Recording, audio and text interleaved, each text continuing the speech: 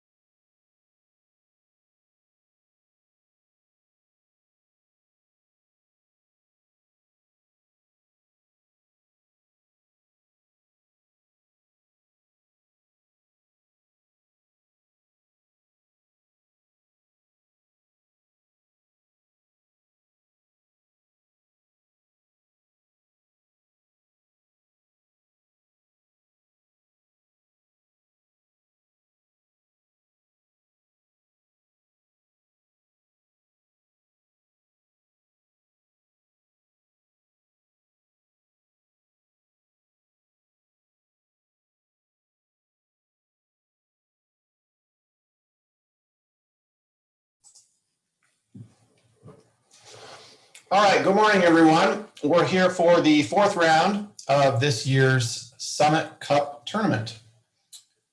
Let me just first ask both of the sides whether all of your participants and witnesses are here.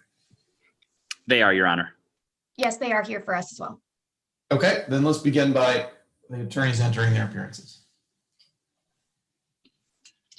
Your Honor, my name is Jennifer Johnson, and I am here with my co-counsel Margaret Stansel. on behalf of the plaintiff, Cam Donaldson. We also have a few motions in limine and housekeeping matters whenever Your Honor is ready. Okay, thank you. From the defense? Good morning, Your Honor. My name is Lazaro Aguiar, and I, alongside of my co-counsel, Evan Jefferson, represent the defendant in today's case, Karen Beja. Okay, thank you very much. Any conflicts from the scoring jurors? I'll give you a minute or two to. No conflicts for me, Your Honor. Thank you. All right. Sounds good. We will go ahead and move on then. All right. I'd ask you all to raise your right hand. Please indicate by saying "I do" if you swear to abide by the rule of this proceeding and conduct yourself in a manner that is honorable to this forum. I do. I do. I do. You guys held so still, I thought your screens froze for a second. Now calling case number 082263, Cam Donaldson v. Karen Beja. Let's begin with preliminary matters from the plaintiff first. Yes, Your Honor. Should we ask permission before sharing our screens after we gain permission to publish to the jury? You do not need to ask permission. That's granted for both sides. Thank you. May we assume, Your Honor, that witnesses have been pre-sworn? Yes. May we presume, Your Honor, that objections will be constructively heard outside the presence of the jury? That's fine, yes. And Your Honor, I'm sorry? Your Honor, would you prefer that the objecting counsel keep their cameras on during direct and cross? That's up to you. That's probably going to be easier, but ultimately that's up to you. No further housekeeping matters from the plaintiff. We are ready for substantive motions. Okay, from the defense. Yes, Your Honor, we would like to invoke Rule 615, the constructive sequestration of all witnesses barring party representatives. All right, any objection to that? No objection, Your Honor. All right. In addition, Your Honor, is it okay if we constructively stand during objection battles, if it ever reaches that point? Yeah, I will leave it up to the parties, whether they want to sit or stand at any time, openings, closings. You're welcome to sit under the circumstances, but if you want to stand, you're more than welcome to. The defense is ready to proceed to motions in limine. Okay. 1 second here.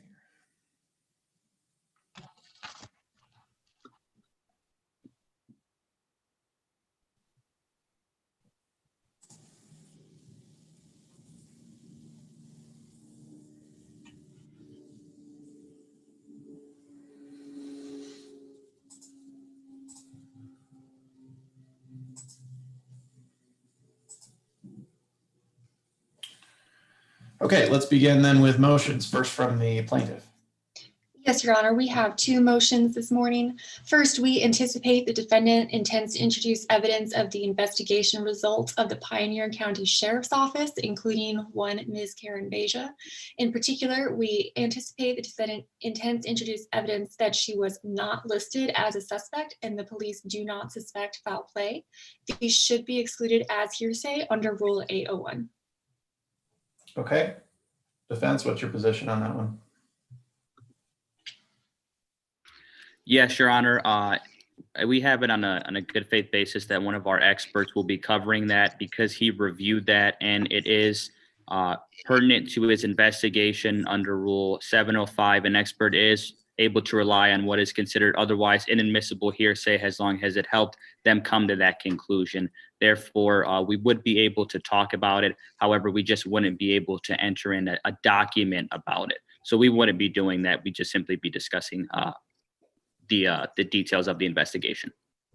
Okay. I don't think I have enough foundation to make a ruling on this right now, so I'll reserve ruling on it subject to the defense's ability to satisfy Rule 703.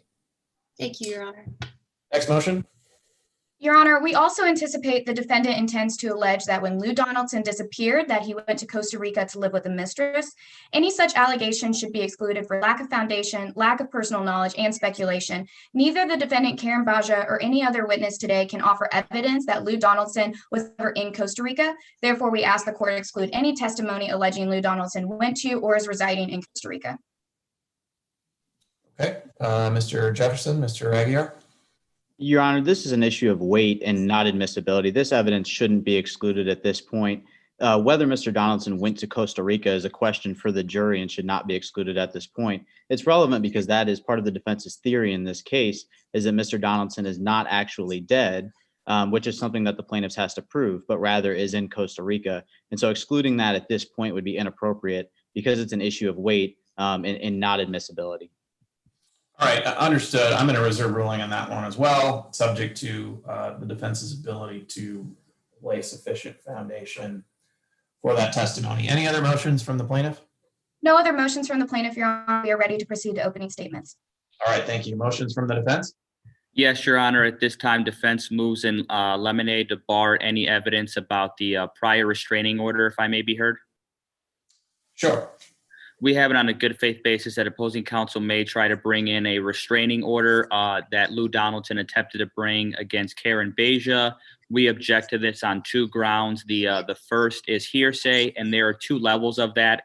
The first layer of hearsay we do not contend. That is the statements that Ms. Baja makes to Mr. Donaldson, which is covered by the party opponent. We object to the second layer, in which case Mr. Donaldson then writes down those statements as part of the restraining order. And the second is an improper use of character evidence. They're using this for propensity purposes to show past action and conformity therewith, that because she was violent in the past, she was therefore likely in today's case. Okay. Sorry, I was scrolling through to try to find the page. Okay, so you don't object to the first level of hearsay, but you object to the second level. I think I understand that. And then your other objection is improper character evidence, right? Yes, Your Honor. Okay. What's the response from the plaintiff? Your Honor, for hearsay regarding Lou Donaldson's statements, we intend to use hearsay exception 803.3, then existing mental state with Lou Donaldson's intent and motive in getting the restraining order. And then for improper character evidence, motive is also an exception to improper character evidence. And we don't necessarily intend to show it for propensity, just for the prior relationship of Lou Donaldson before his alleged disappearance. How does this go to motive? I'm sorry, motive for Lou Donaldson or for propensity? Well, you said that this is not character evidence because it goes to motive. I'm just wondering how it goes to motive. Oh, Your Honor, if I may, one of the statements is that Lou Donaldson wanted a divorce, and that would be motive for Karen Baja to then make sure that he disappeared, therefore we alleged that she intentionally caused his death because he was wanting a divorce from her. Okay. Good arguments on both sides. I appreciate them. I'm going to grant the motion in part. I'll allow the admission of the document, but I'm going to constructively redact the first statement. Everybody clear on that? The first statement that Lou wanted a divorce, or the threats?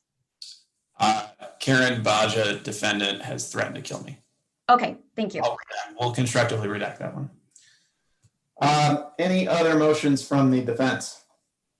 Yes, Your Honor. At this time, the defense moves in limine to bar from introduction into evidence a letter written by Miss Samantha Lane, who was one of the witnesses who attested and signed to the will that'll be here present in court today. The defense moves to bar this because it is hearsay. May I be heard, Your Honor? Yeah, can you first point me to where that appears in the record? I've got the case PDF in front of me. Yes, Your Honor. Give me one moment. Page 41, Your Honor. Okay, thank you. And for both sides, I have the PDF in front of me, so if we're going to be talking about stuff in the record, it would be helpful if we can refer to the page numbers going forward. Okay, I have it. Go ahead. Your Honor, as I stated, Samantha Lane was one of the witnesses who attested to and signed on the will in question here today. In preparation for this case, Samantha Lane spoke to our expert in today's case, Chris Renard. When she met with Chris Renard, she told Mr. Renard that she saw Lou Donaldson sign the will and that she signed the will. After that meeting, at some point later, Samantha Lane sent this letter to our expert recanting what she had told him at the meeting with Chris Renard.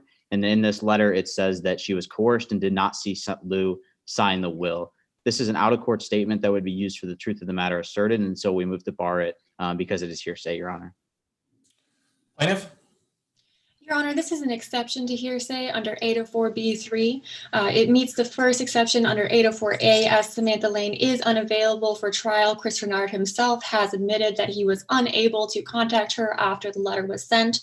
As for the statement against interest, Ms. Samantha Lane admits that she was coerced into signing the will and did not witness Lou Donaldson sign the will. This opens up Ms. Samantha Lane to fraud. A reasonable person would understand that admitting to being a fraudulent witness to a will would open one up to such an opportunity or such liability, and therefore would not have made it unless the statement was true.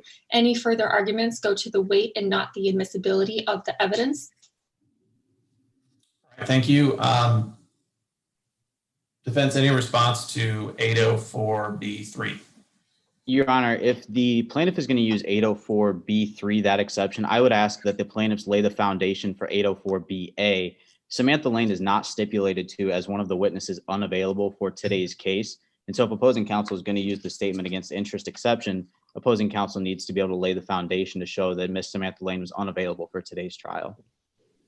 All right, fair enough. I'll reserve ruling on this one, and I will also suggest to the parties that there may be other grounds to admit this, not for the truth of the matter. Any further motions from the defense? Yes, Your Honor, we have one final motion, and that is to bar any testimony specifically from Cam Donaldson about there being a prior will, if I may be heard. Yes.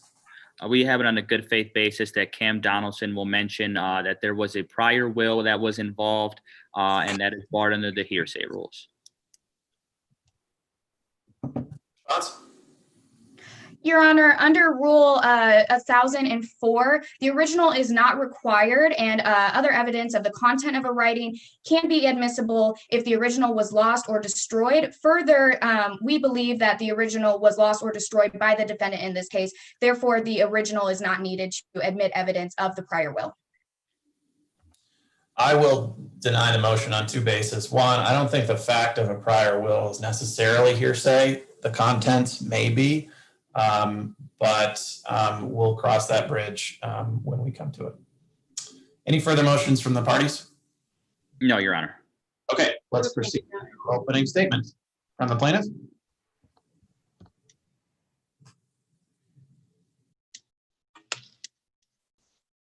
Yes, Your Honor. May it please the court. The night that Cam Donaldson's father disappeared starts like any other Friday night. Cam's father, Lou, runs a wildlife refuge for exotic cats. They're his passion, a passion he shares with his daughter, Cam. And Cam works as his assistant. As she's done for the past 20 years, Cam takes care of business. She knows it inside and out. So she knows her father means it when he says that he will see Cam on Monday, unless she wants to come over for dinner on Sunday night. These are the words of a man with a plan to remain, not with a plan to disappear. But as we'll see, this is not an average Friday night. This is the last night that Lou is seen alive. This is the night that all signs point to murder. In June 2012, just 2 months before Lou's disappearance, he files for a restraining order against his wife, Karen Baja. Lou is terrified of Karen. He wants to divorce her. And in August, just 2 weeks before he disappears, he tells his daughter Cam that if anything happens to him, Karen did it. We're now at August 17th, the last night that Lou is seen alive. It's a Friday night. Karen claims she has no idea where Lou is, yet Karen is at her home, the home she shares with Lou, caring for newborn tiger cubs until she makes a late night grocery run. But when Karen's car breaks down on her way home, she doesn't call her husband. She calls her brother. After that, no one knows where Karen and her brother go. Karen says her brother drops her off at home, but the tracker on the police car tells a different story. The tracker says Carl's police car doesn't move from 3:20 a.m. until nearly 6:30 in the morning. It doesn't move an inch from its spot near the grocery store, from its spot only a couple miles from the home Lou shares with Karen. Later that day, only 24 hours since Cam last saw her father, Karen reports Lou missing. Then, on Sunday morning, the alarm goes off at the office. Groggy but determined to protect her father's business, Cam rolls out of bed and heads over to see what's happening. But what she sees will change her life forever. The padlock on the front gate is cut. The fence in the back is slashed. And Karen Baja comes out of the office toting a lockbox that Cam knows contains her father's last will and testament. A will that doesn't go into effect until Lou is gone. And at this point, Lou could still come back. Cam doesn't even know her father is missing at this point. But Karen apparently knows something else. This brings us to just 1 week later, and to yet another sign you'll see today, when Karen picks up Lou's van, abandoned at an airstrip 40 miles away. His car keys and his glasses are found in the front seat, but this makes no sense to Cam, who knows her father is blind as a bat without those glasses. Sure, he's been known to jaunt off on larks before. He has his pilot's license after all, but he never leaves without telling Cam first. And he never flies without his glasses. And he has also never been known to fly out of this particular airstrip. Lou's body is never found. And Lou is never seen again after that fateful night that Cam will remember forever. The last night she saw her father alive. It becomes painfully clear that her father is never coming back when just a few weeks after he vanishes, Karen produces a will that Cam does not recognize. And this is where you will see all of those signs begin to add up. Because in this new will, there's no money left for Cam. There's no money left for Cam's mother, Lou's ex-wife. And there's no money left for Lou's beloved cat sanctuary. Instead, everything goes to Karen. And the most concerning part is that this will says Karen inherits if Lou should die or disappear. The business itself is worth $5 million. The life insurance policy is worth another $5 million. Altogether, $10 million. 10 million little signs pointing to murder. Karen has Lou legally declared dead in August 2017, 5 years after his disappearance. She collects the insurance money. She collects millions, while Cam is left with nothing but a nightmare. Cam doesn't even work at the cat sanctuary anymore because Karen fired her the day after she broke into that office. But it's not a mystery what happened to Lou, because all signs today will point to murder. Lou Donaldson deserves justice. Cam deserves to be repaid for what's been taken from her. And we ask today that Karen pay for the wrongful death of Lou Donaldson, because even though there isn't a body, the evidence will show that all signs point to murder. As the plaintiff, we have the burden to prove our claims by a preponderance of the evidence. That just means we must prove our claim is more probably true than not. And here's what we need to prove to you today. 1, that Lou Donaldson is dead. 2, that Karen Baja is the one who killed him. 3, that Cam Donaldson, the plaintiff, suffered damages. And 4, that Karen Baja's intentional conduct caused these damages to Cam. We will meet this burden here today, and we will show through a preponderance of the evidence that all these elements are met, that all signs point to murder. We will go over those signs in detail. Taylor Pride, an expert in investigations and handwriting analysis, was tasked with investigating Lou's disappearance and the controversial will. He will tell you that the words die or disappear have never been seen on a will that he has worked with before. That the only witnesses to the will are Karen, who stands to gain everything, and one Samantha Lane, who recants her signature before disappearing herself. Mr. Pride will explain that the signatures do not match, that Lou Donaldson did not sign that will, and the defense expert, Chris Renard, will also have to admit that the signatures are inconclusive at best and are not genuine. Further, Mr. Pride will explain to you how the circumstances around the will don't point to Lou disappearing. They point to Karen making him disappear. On August 17th, 2012, Cam Donaldson saw her father for the very last time. August 17th was the last normal day for Cam, because ever since that day, Karen Baja, the defendant, has pushed her farther and farther away from anything connecting Cam with Lou. Cam no longer has her job, but more importantly, Cam no longer has her father. She could have spent the past 8 years maintaining her father's legacy by carrying on the Big Cat Emporium, but instead, Cam has been frozen out of everything, and that was not her father's last wish. At the end of this trial, my co-counsel will stand before you. She will walk through these elements again. We will ask you to hold Karen responsible for what she did to Lou, for turning what should have been a normal Friday night into a tragedy that will haunt Cam forever. As the jury, it's in your power to set things right. It's in your power to determine that Karen will not benefit from the wrong she has done, to determine if all signs point to murder. Thank you, Your Honor.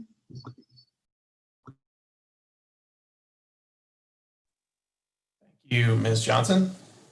Mr. Jefferson? Thank you, Your Honor.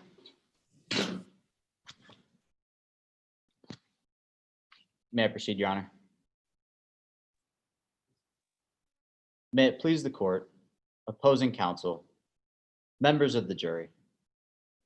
Nothing was ever enough for Lou.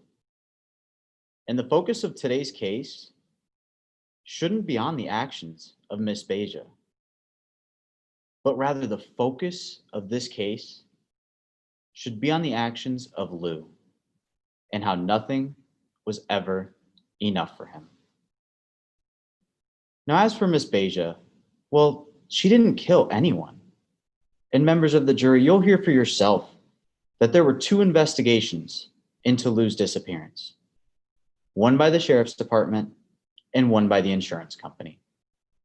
And neither of those investigations ever concluded that Karen was even a suspect.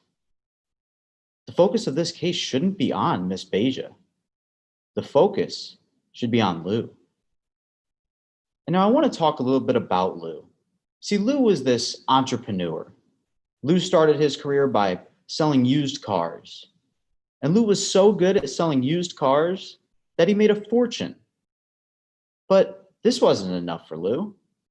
So Lou used that fortune to open the sanctuary. And by all accounts, the sanctuary did very well. But even this wasn't enough for Lou. So Lou took up a new hobby and learned how to fly planes. And Lou would use this hobby to take business and personal trips all around the world. And one of those places that Lou would take trips to was Costa Rica. Now, at first, nobody really knew why Lou was going to Costa Rica.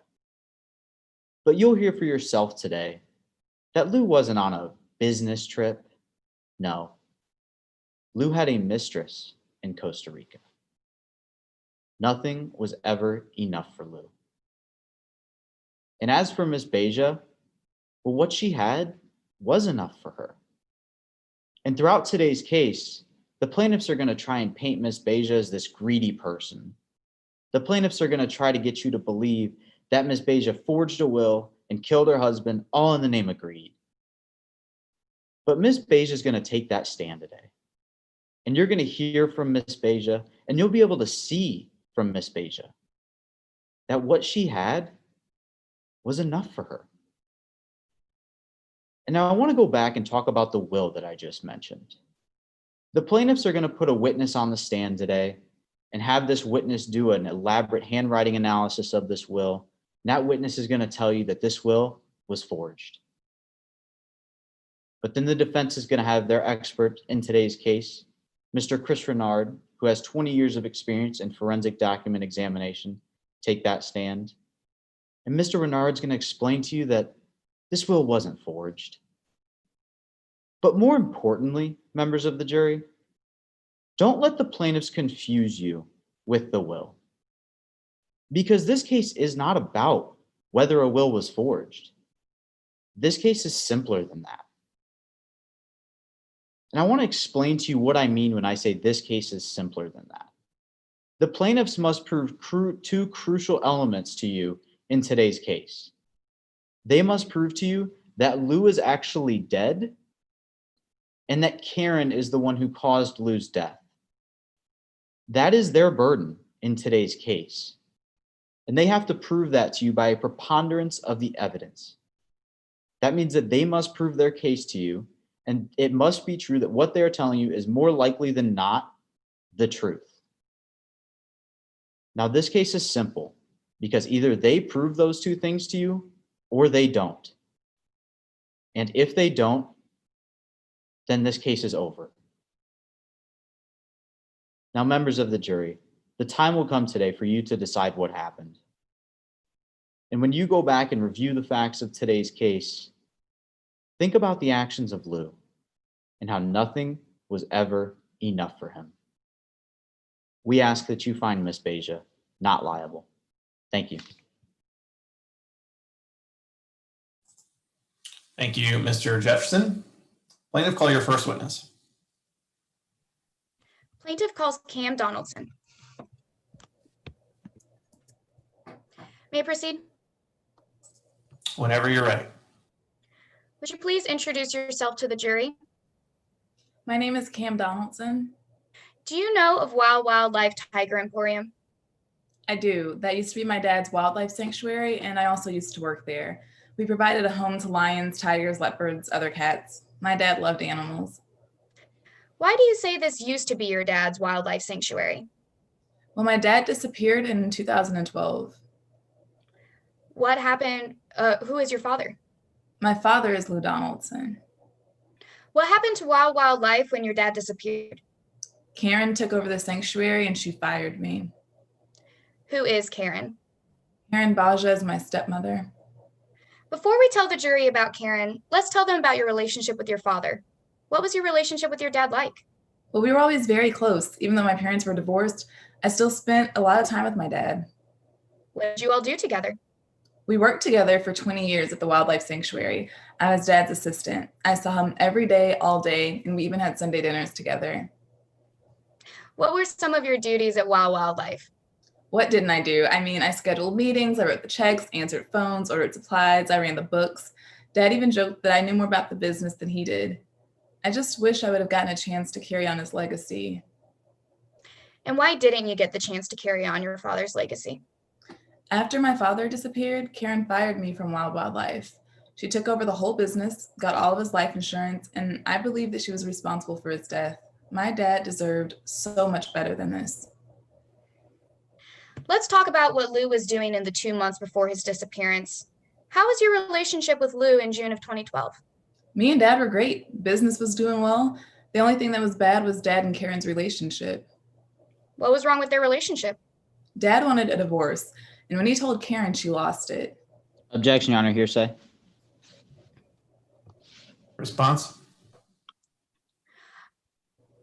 Your Honor, Lou's statements about wanting a divorce are an exception to hearsay under 8033, then existing mental state.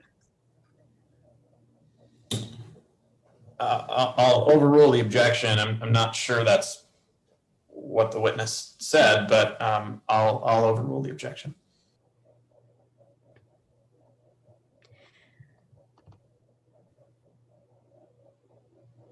Cam, what happened when Lou told Karen he wanted a divorce? She threatened to kill him. She screamed a death threat at him. Did Lou do anything about this fear that Karen would hurt him? Well, yeah, he applied for a temporary restraining order. Would you please refer to the exhibit Bates mark -0016? I've got it. What is this? This is my father's signed application for a temporary restraining order. How do you recognize it? Well, I've seen it before and I was Dad's assistant, so I saw his paperwork. Is this a fair and accurate representation? It is. Your Honor, at this time, I offer Exhibit 1 into evidence. Any objection other than what we've already discussed? Yes, Your Honor, as long as the limiting instruction is applied as discussed in pretrial, no objection. All right, Exhibit 1 will be admitted with the first statement constructively redacted. Permission to publish to the jury? That's granted for both sides, and neither side needs to ask when an exhibit's admitted. Feel free to screen share. Thanks.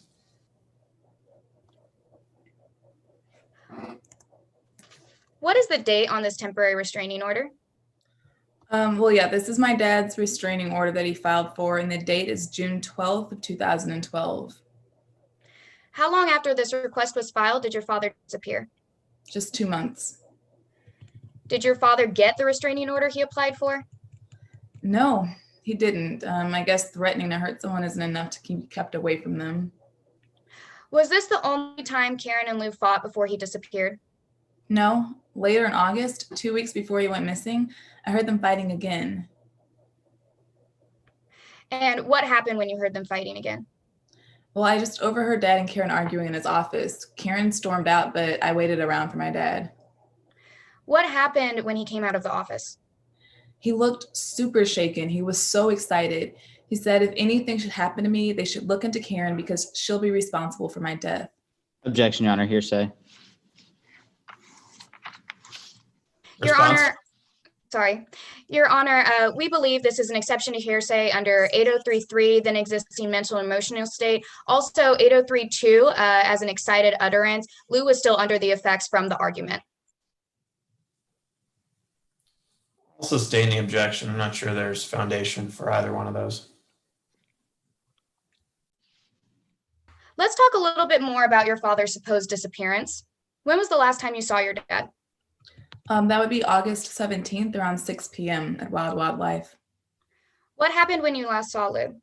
Well, he was leaving for the day. Everything was normal. He said he'd see me Monday unless I wanted to come over for dinner on Sunday.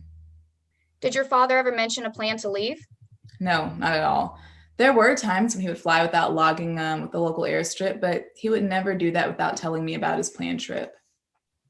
Aside from your father not telling you about any trips, was there anything unusual about his disappearance? Of course.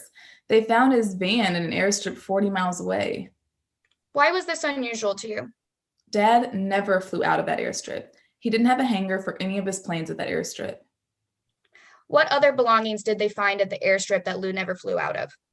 Dad also never... Objection, Your Honor, to lack of foundation as to how we haven't heard any testimony about how often Cam flew with her father. There needs to be foundation laid to show that Cam knows exactly what her father would have taken every single time he flew.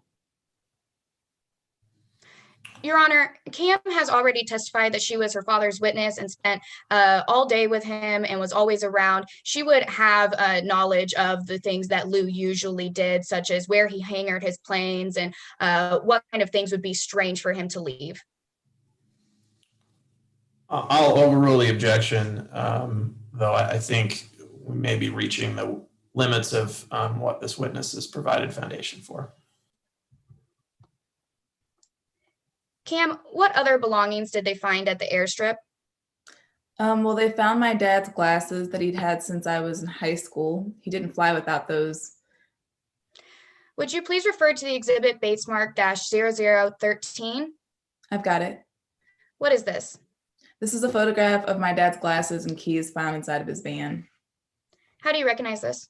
This is the picture of the glasses and keys that I saw after they were photographed by the police. Is this a fair and accurate representation of how the glasses were found? Yes. Your Honor, I offer Exhibit 2 into evidence. Any objection? No objection, Your Honor. Exhibit 2 is admitted.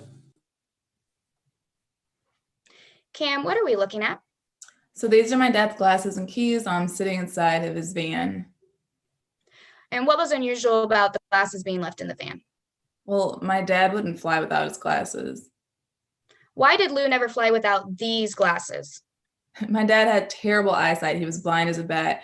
And also, these were his only pair of glasses, so he would have had to use them to fly. Did anything else happen between when you last saw your father and when the glasses were found at the airstrip? Yes, Karen broke into Wild Wildlife. Let's talk a little bit more about the break-in at Wild Wildlife. When did this happen? This would be Sunday, August 19th of 2012. And when was this in relation to when you last saw your father? Well, it was just 2 days since I last seen him on the 17th. How long had your father been missing at this point? No one was even alleging he was missing at this point. I didn't know he was missing, let alone that he wasn't going to be coming back. So what happened on August 19th? Around 6 a.m., the alarm to the Tiger Emporium went off, and I live close by, so I rushed over. What happened when you arrived? I found the padlock to the gate out front had been broken. Was there any other damage? Yes, I found out later that the back office entrance was also ruined.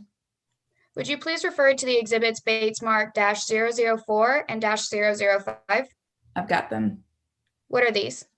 These are pictures of the broken padlock and the back entrance from Wild Wildlife. How do you recognize them? This is how they appeared the morning, 6 in the morning when I went to the Emporium. Are these pictures a fair and accurate representation of how the damage looked? They are. Your Honor, I offer exhibits 3 and 4 into evidence. Objections? No objection, Your Honor. 3 and 4 are admitted. All right, Cam, this first picture in the top corner, what are we looking at?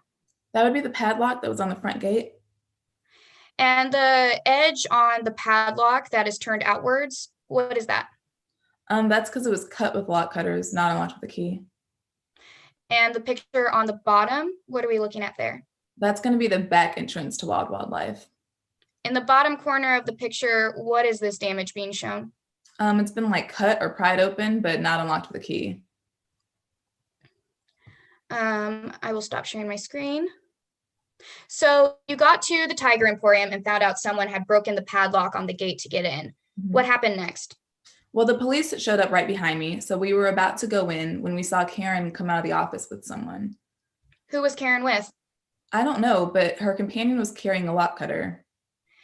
Did Karen and her companion have anything else with them other than a lock cutter? Yes, Karen was actually holding my lockbox, and I used to keep that lockbox in a locked drawer in my desk. What is the significance of this lockbox? That was the box that contained my father's real last will and testament. What do you mean real last will and testament? After my father disappeared, Karen submitted a will and testament to the court, but it wasn't the will and testament that was in that box she had stolen. What happened to the will in the lockbox? Karen took it. I have no Objection, idea. Your Honor. Speculation. Your Honor, Cam has just testified that Karen was carrying the lockbox and that she had it in her possession and took it from Wild Wildlife. I'm not so sure that's what she said. I mean, it wasn't your question what ultimately happened to the lockbox? I asked what happened to the will in the lockbox. There's not going to be a statement of speculation alleging what ultimately happened to it other than the fact that Karen took it with her. Okay, and this witness has personal knowledge that he saw the defendant take the lockbox, or she saw the defendant take the lockbox from the Emporium? Yes, Your Honor. Okay, on that basis, I'll overrule the objection. Cam, I'm sorry. What happened to the will in the lockbox? Karen took it. I have no idea what she did with it, just that it wasn't the one she produced later. What happened after Karen walked out with the lockbox from your desk? The police questioned her. How did Karen respond? She said she was the owner of Wild Wildlife, and if they had any questions, they should talk to her attorney. Did you have any interaction with Karen? She just smiled at me, and that smile told me she'd won and everything would be hers. Objection, Your Honor. Speculation again.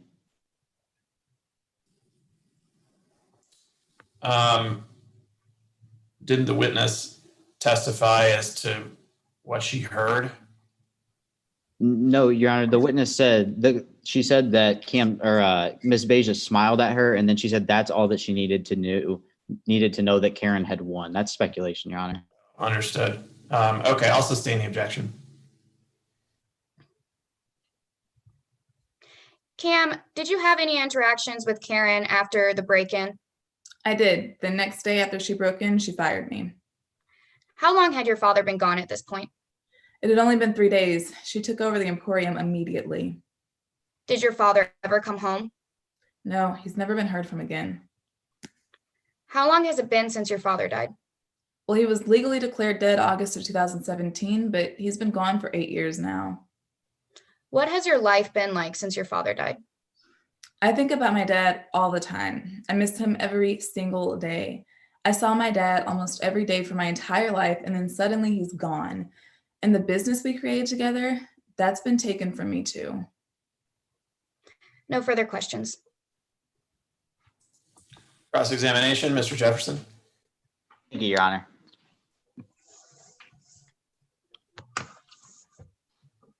Cam, your dad started his career by selling used cars. Is that correct? He did. And your dad made a fortune just by selling these used cars. He made enough to open up Wild Wildlife, yes. And so you would agree with me that your dad is an entrepreneur. I would say so. Now, I want to talk about the investigator that you hired in this case. You hired an investigator in this case. Is that correct? To analyze the handwriting, is that what you're talking about? Yes. Yes, I did.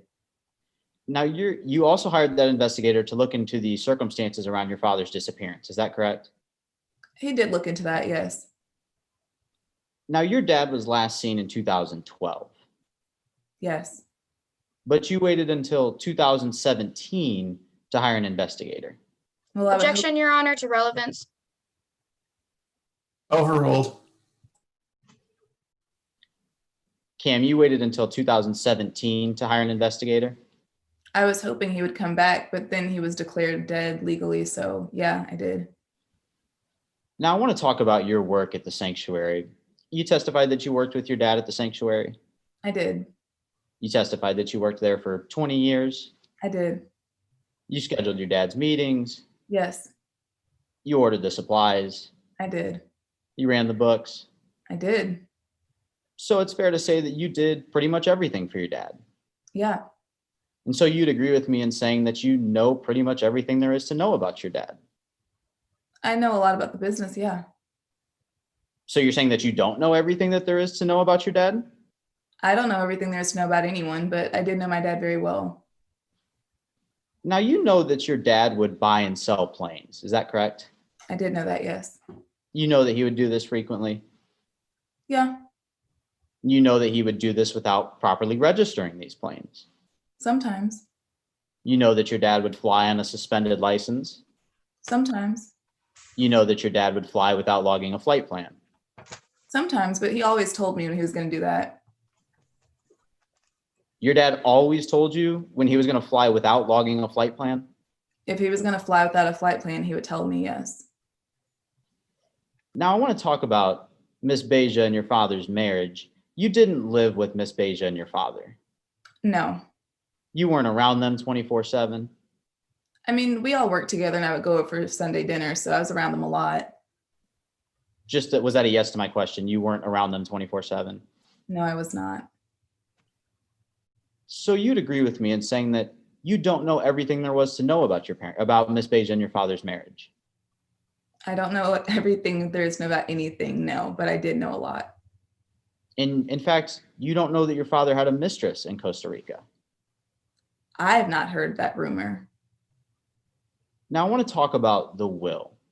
Your claim is that Karen altered the will. My claim is that Karen has brought a will that's not even real. So was that a yes to my question? Your claim is that Karen brought a will different than the will that you think existed? Yes, You don't have any copies of your version of the will. because Karen destroyed him. Cam, I just need a yes or no to my question. You don't have any copies of your version of the will. I do not. You don't have any records of your version of the will. I do not. And no one else can attest to your version of the will but you. Is that correct? That is true. My father probably could have, but No further questions, Your Honor. Any redirect? No, Your Honor, can be excused. She may, yes. Your Honor, at this time, the plaintiff would like to call Exotic Bob by way of playing a video from Exotic Bob and enter the transcript of his video and evidence for the jury to refer back to later. There's been some issues with the video playback. This witness has been stipulated as unavailable by stipulation 4. Okay, are we gonna get to see the video? Yes. Okay, great. May I respond, Your Honor? Yes. Your Honor, we object to this as it's hearsay, Your Honor. The video and the statement are sorry. both hearsay. May I respond? Sorry. Yeah, I'm sorry, Mr. Jefferson. I did not, I thought maybe it was stipulated or something. So go ahead, response to hearsay. Exotic Bob as a witness is stipulated as unavailable today. There is hearsay within this video. Firstly, statements made by Karen, that is 801D2 statements by a party opponent, so they are admissible. And then for Exotic Bob statements, 804.3 says that a statement against interest may be a reason to show that one statement was truthful of an declarant that is unavailable today. This statement against interest by Exotic Bob is his admission of guilt in a criminal proceeding and is therefore the statement against hearsay exception for an unavailable witness. Can you point me to where the transcript of the video is in the? Yes, of course.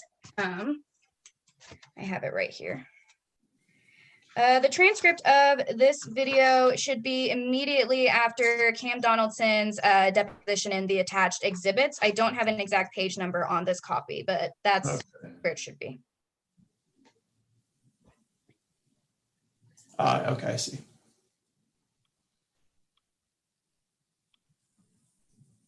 Mr. Jefferson, what's your response to that? Yes, Your Honor.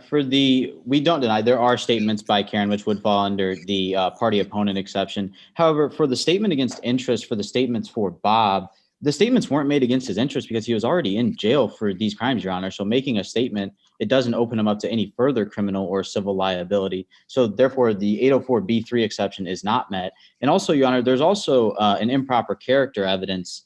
There's also an improper character evidence. There's a propensity argument or a propensity inference that the jury could draw by allowing these in. So not only is there a hearsay issue, there's also a character evidence issue with both the video and the transcript. Your Honor, may I respond? Briefly. While Exotic Bob may have been in prison at this time, we do not know if it was for the exact statements that he is making as an admission of guilt. Further, if he is in in prison for a criminal reason, he could still be open to civil liability, still meeting 804.3. As for propensity argument, the statements by Karen Baja are not for her propensity to do something in the future. We are using them to show something that she admitted to doing in the past. May I respond briefly, Your Honor? You know what? I think I've heard enough on this one. I appreciate the arguments on both sides. I think they are very strong. I'll allow the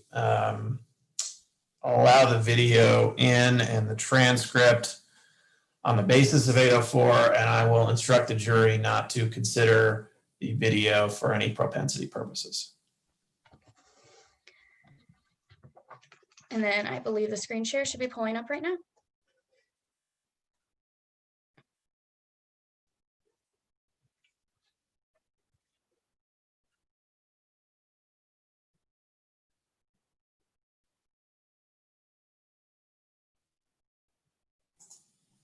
I'm not hearing anything. I'm sorry, one second. I think our trial tech trying to get that sorted out. There should be next to screen share, Sarah, a option to play the video off of your computer. Mister, feed a little lion's den. Hey, the fat sister, where'd you put your mister? Feed him to the lion's den. Hey there, I'm Exotic Bob.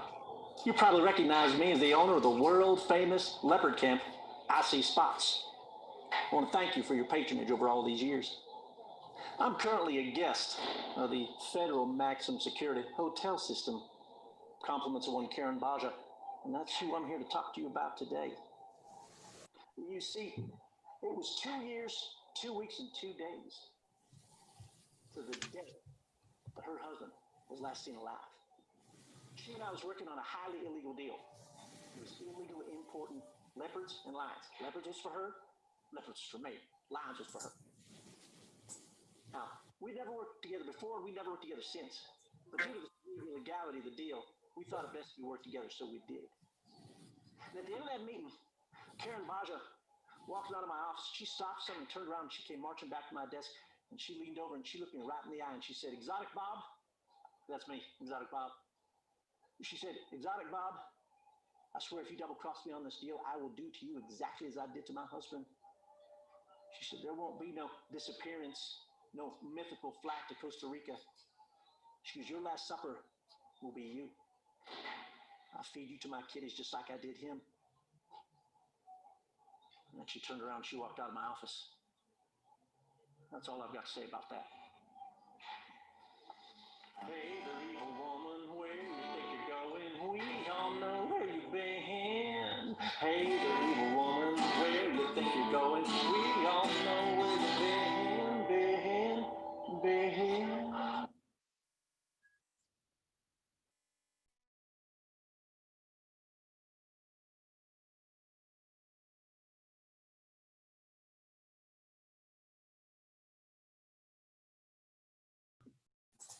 All right, the plaintiff can call their next witness. Your Honor, at this point, before we call our next witness, we would like to read an excerpt from the deposition of Carl Bannister. Pursuant to stipulation 4, Carl Bannister has been stipulated as unavailable for this trial. Okay, have you shared with the other side yet which portions you intend to read? I have not shared which portions, but the deposition has been available to opposing counsel, and it was stipulated that Carl Bannister would be unavailable, and that the depositions would be allowed in subject to other exceptions, other objections such as hearsay. Okay, Mr. Jefferson, do you intend to, Mr. Jefferson or Mr. Aguiar, do you intend to read in any portions of this deposition on cross-examination? Your Honor, Well- we would actually like to, pursuant to Rule 106, given the opportunity to read a portion of it. Under Rule 106, we can enter in something that may, at the time, ought to be considered in fairness. So we would also just directly after, if that's okay with you, read a portion onto the record. Okay, so you need to know what portion they're going to read first. Okay, Ms. Johnson, what are you going to read? Yes, Your Honor. I am on page 3 of the deposition, and I will read the selected excerpt at this time. If I And am sorry, this is what page of the case file is this on? This is Carl Bannister's deposition. Okay. I do not have the. I believe it's 35, Your Honor. Thank you. Okay, and you're on page 3. Okay, can you just tell me what lines you're going to read in? Yes, the section with the question beginning, "Are you also aware?" and with the answer, "Yeah, I looked back." Okay. Any objection to that? No, Your Honor, we just ask that they read that full answer, not just part of it, so that they read the answer in its entirety. Okay. Under the circumstances, I'll grant that request. Anything else, Ms. Jefferson or Ms. Johnson? No, Your Honor. Okay. You may go ahead then. Thank you, Your Honor. Question, are you also aware that there is no record of your patrol vehicle moving from 3:20 a.m. until nearly 6:30 a.m. as it was showing it was near the grocery store close to Ms. Baja's home during that time? Answer: yeah, I looked back at that in preparation for this deposition, and the records show that my transponder, the device that gives the location of the patrol car, was malfunctioning, cutting in and out. The issue was noted in a maintenance log, and it was replaced the next day. Okay, thank you. In light of that, Mr. Aguiar, do you wish to read any portion of this? No, Your Honor, that second half was the part we were going to read onto the record, so we don't have anything else to read onto the record. Okay, thank you. Plaintiff, any other witnesses? Yes, Your Honor. At this point, the plaintiff calls Taylor Pride to the stand.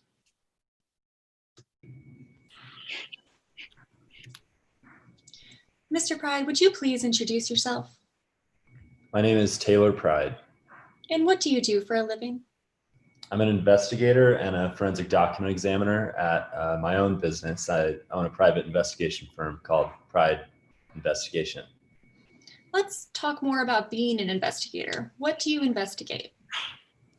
For the last 20 years, I've investigated, well, everything from economic crimes to murder.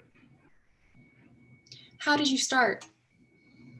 I started as a patrol officer with the Pioneer Police Department back in '98. Then in 2000, I became a detective where I worked for 16 years before I eventually opened my own PI firm in 2016. You mentioned you were also a forensic document examiner. How did you get started in that? Well, when I was a detective, I was assigned to the economic crimes unit. I worked there from 2002 until 2008. Did you complete any specialized training?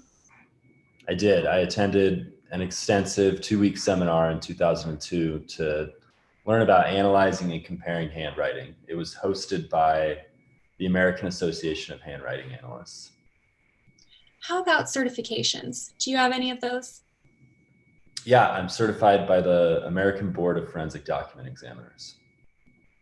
Have you testified as an expert before? I have 15 times actually since 2002, all here in Statesville, both for the plaintiff and the defense and for both sides on criminal cases. And how did you become involved in this case? Cam Donaldson had hired me back in 2017 to investigate the disappearance of her late father, Lou Donaldson, and to analyze the will provided by Ms. Baja. Please describe the specific facts or data you relied on in your examination. Well, I examined the will itself, of course, along with handwriting samples to compare signatures. I also looked through Lou Donaldson's financial records, court records, and any and all the details I could get from the police department. I also reviewed everything that the defense expert, Chris Renard, reviewed. Are those sufficient facts and data relied upon by others in your field, both private investigation and forensic document examination? Yes. Did you reliably apply the principles and methods used by others in your field to the facts of this case? Of course, yes. And based on your examination, did you come to any conclusions? Yes, 2 conclusions. And would those conclusions be helpful for the jury in understanding this case? Absolutely. Your Honor, at this point, I tender Taylor Pride as an expert in the area of forensic document examination as well as private investigation. Any objection or voir dire? No voir dire, Your Honor. I would just like to limit, though, that private investigation to crimes that he's only dealt with, which the 2 are economic crimes and murder. So I would just have that be specified that he cannot dive beyond those expertise. Those are the only 2 crimes that this witness has mentioned that he specifically dealt with. So I would like to limit it to that. Your Honor, may I respond very briefly? Here's what I'm going to plan to do, and then if you have anything further, Ms. Johnson, you can let me know. Mr. Aguiar, I will leave it up to you to lodge a further objection if you feel like this witness is giving opinions for which he does not have foundation. Yes, Your Honor. Does that work for you, Ms. Johnson? Yes, Your Honor. Thank you, Your Honor. Okay. Now, Mr. Pride, you mentioned you had 2 conclusions in this case. What are those conclusions? The first is that Ms. Baja likely has played a hand in Lou Donaldson's death. Objection, Your Honor, to lack of foundation, if I may be heard. Yes. In order to give a conclusion under Rule 702, you've got to meet the 4 proponents. I do not dispute proponent A, B, and D. This witness clearly has sufficient knowledge They've stated they've reliably applied the facts to the method. They've stated the sufficient facts, but there's been no testimony about a specific method that's used, if it's accepted in his field, the success rate, error rate. There's been no mention of a method, and if it's accepted in the local community. Therefore, I ask that that foundation be laid first pursuant to Rule 702C before diving into any conclusions. Response?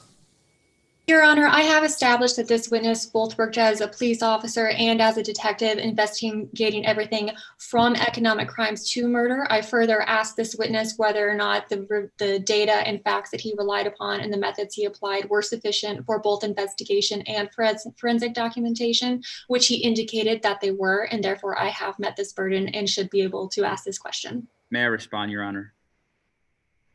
Sure.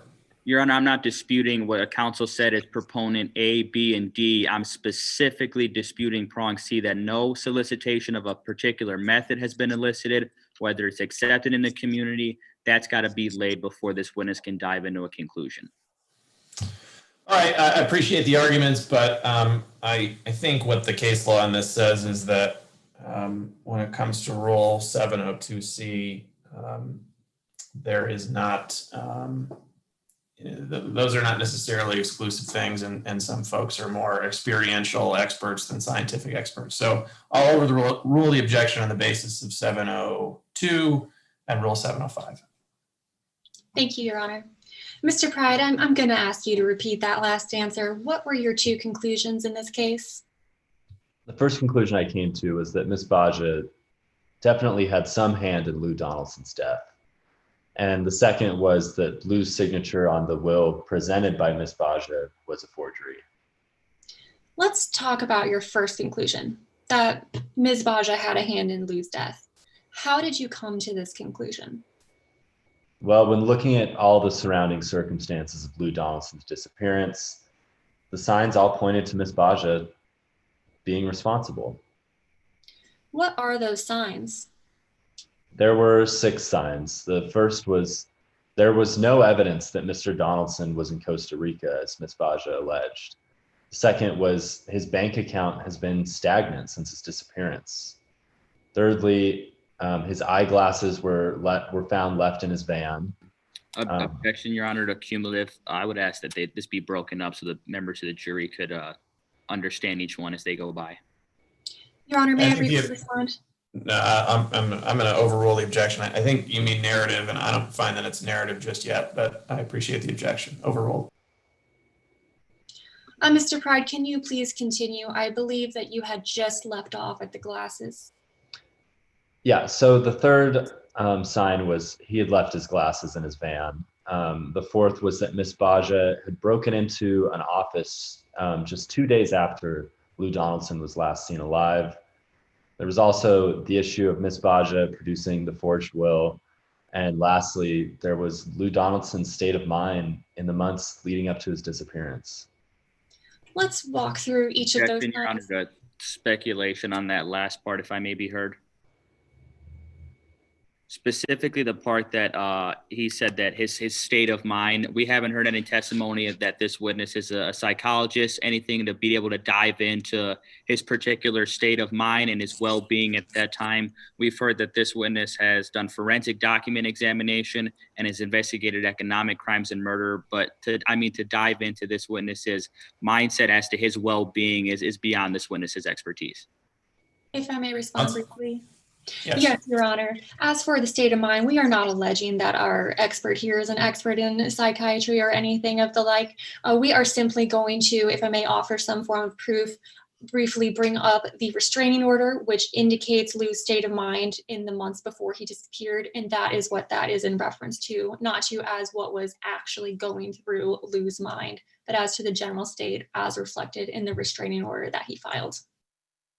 Okay, I will sustain the objection in part. I'm not going to allow this witness to opine as to what the decedent's state of mind was. However, if the witness determines that there's certain information that may bear on the decedent's state of mind, the witness can discuss what those pieces are without making an ultimate conclusion. Thank you, Your Honor. Mr. Pride, let's talk about the first sign that you had mentioned, that there was no evidence Mr. Donaldson was in Costa Rica. Who claimed he was in Costa Rica? Ms. Baja did. And how do you know Lou is not in Costa Rica? I sent down one of my employees to investigate this claim. They didn't uncover a shred of evidence that Mr. Donaldson had even set foot in Costa Rica, much less that he was living there. You indicated another sign was the bank records. Did you rely on those records in your investigation? I did, yes. Would you please refer to Bates number ending in -0015? Is this a fair and accurate copy of the bank records you relied on? It appears to be, yes. Your Honor, at this point, I offer Exhibit 6 with base number ending -0015. This is self-authenticating under 902.11. Any objection? If this is the bank records, Your Honor, I have no objection. Okay. Objection. Then exhibit. Is this exhibit 4? This would be Exhibit 6. Exhibit 5 would be the Exotic Bob transcript. Okay. Exhibit 6 is admitted. Thank you, Your Honor. Mr. Pride, what are we looking at here? This is Lou Donaldson's bank statement. And what is significant to you about this bank statement? Well, not a single penny was withdrawn from Lou's account since August 12th of 2012, just before he disappeared. Why does that matter? Well, it's pretty hard to live without any money. I will stop sharing my screen at this point. Mr. Pride, you indicated another sign was Mr. Donaldson's glasses being left in his van. Why did this stand out to you? Well, both Mr. Donaldson's car keys and his glasses were found on the passenger side seat of his van. We know that he couldn't fly without his glasses because he'd worn them for years. Even if Mr. Donaldson had left with no money, which it appears that he did, it's hard to imagine that he also left without his glasses. Another sign that you had mentioned was Miss Baja breaking into the Wild Wildlife office. When did that happen? Only 2 days after Lou was last seen. Why was that a sign to you? Because Miss Baja took a lockbox kept by Cam Donaldson in a locked drawer of her desk. That lockbox was known to contain Lou Donaldson's will. However, the will kept in the lockbox was substantially different than the will later produced by Miss Baja. Your Honor, opposing counsel and witness, I refer you to the exhibit with base number ending in -0014. I offer this exhibit into evidence as Exhibit 7. Pursuant to Stipulation 7, this document is the one Ms. Baja produced as the last will and testament of Lou Donaldson. No objection, Your Honor. Thank you. Exhibit 7 then will be admitted. Mr. Pride, what are we looking at here? This is Lou Donaldson's will. And what was important to your investigation regarding this will? Well, for one, the will says Miss Baja would inherit everything should Lou Donaldson die or disappear. Also, the witnesses of the will, they were another sign that something just wasn't right about Mr. Donaldson's disappearance. Why did the witnesses stand out to you? There were only two, one of which was Miss Baja, who has an obvious motive since she inherits everything in this will, and the other was Samantha Lane. Who is Samantha Lane? She was an employee of Wild Wildlife who was having an affair with one of the keepers at the foundation. Is Miss Lane available today? Objection, Your Honor, irrelevance as to the last part of this witness's testimony.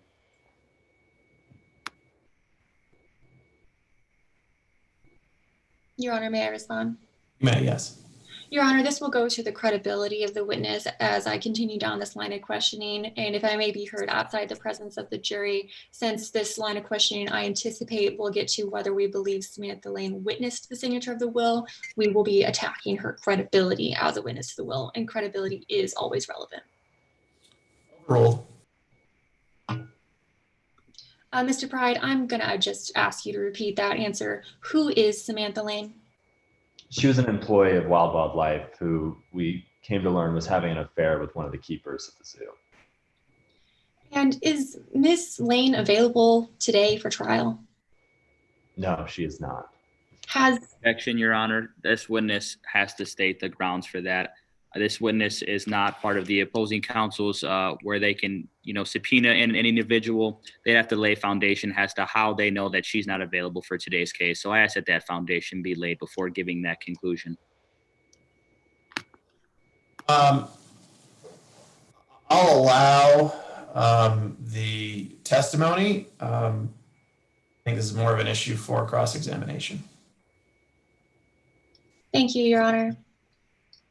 Just to repeat that last question, is Ms. Lane available? Do you see her in court today?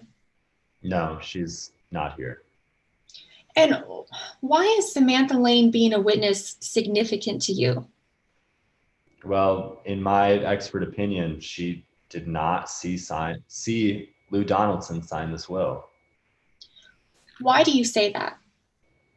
I spoke with Samantha Lane personally, and she told me that she never saw Lou Donaldson sign this will, that Ms. Baja had threatened her that if she didn't sign as a witness, she would expose her affair. Objection, Your Honor, to hearsay, if I may be heard. All of Samantha Lane's statements are hearsay and an out-of-court statement. I know in motion in Lemonade, they tried to argue, you reserve ruling in this that, she has to meet under a declarant that's unavailable. You have to meet that exception. Simply because this witness tried to contact her and that there was a lack of communication does not prove that witness under 804.3 is unavailable. They have to prove to you that she's unavailable for this proceeding. They're trying to backdoor in that statement by using this witness in order to say that. But just because this witness couldn't contact Samantha Lane in one particular instance beforehand a few years ago does not mean that she's met the proponent of demonstrating that under 804, saying that she's unavailable for this specific court. They have to show you that they tried to procure her for her attendance for today's case, not in a prior way. Ms. Johnson, do you have that foundation?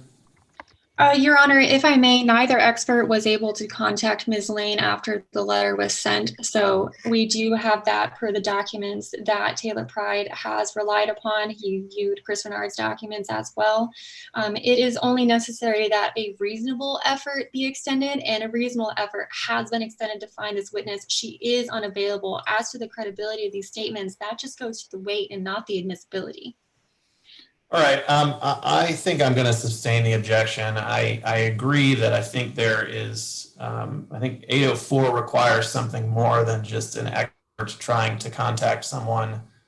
There's no foundation that this person has been subpoenaed or that there's been any other attempts to contact or procure the testimony of this witness. So I will sustain the objection on hearsay grounds, and I will instruct the jury to disregard the witness's last answer. Yes, Your Honor. Mr. Pride, was there any evidence that Samantha did not see Lou sign the will?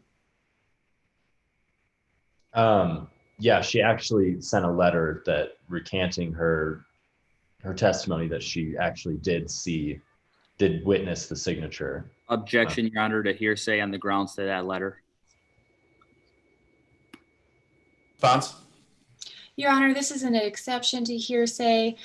First, under 703, the expert is allowed to go into what might otherwise be considered hearsay in order to explain the basis for his opinion. I have laid the foundation that this expert's opinion is that Samantha Lane did not witness Lou Donaldson sign this will. So the probative value for the jury to see why the expert made this opinion is substantially greater than any prejudice that might be demonstrated for the defense. Further, the defense does have testimony from their own expert witness to combat this should they so choose. So again, I posture that this goes to the weight and not the admissibility. May I respond on those grounds, Your Honor? Yes. 703 allows you to talk about the letter of specific documents. That doesn't get you around admitting this specific document, Your Honor. That only gets you, if possible, to discuss that matter 703 is not a backdoor into allowing opposing counsel to admit this document. Your Honor, may I very briefly respond? No, I think I've heard what I need here. I will, I'll allow this witness to testify as to the fact of the letter, because I think it goes to the credibility one way or the other of both experts. But I will instruct the jury not to consider the contents of the letter for the truth of the matter when we get that far. Thank you, Your Honor. So the objection is sustained in part. Mr. Pride, I'm going to repeat that last question. Was there any evidence Samantha was telling the truth? Was there any evidence that she did not see Lou sign that will? Yeah, she sent a letter to an insurance investigator, Chris Renard, recanting her testimony that she did witness the signature. You had indicated that another sign was Lou's state of mind in the months prior to his alleged disappearance. What information at all did you have about his state of mind? I had the restraining order that Mr. Donaldson filed just 2 months prior to his vanishing. And why did that restraining order stand out to you? First of all, it indicated that Mr. Donaldson was terrified of Ms. Baja and that Ms. Baja threatened to kill him. Objection, Your Honor, on 2 grounds. Specifically, we've stricken out testimony about the threatening, so I ask that that be stricken from the record. And the first part the first part also is in continuance of that second part to the threatening statements. And I've ruled on that issue already. Your Honor, may I briefly respond?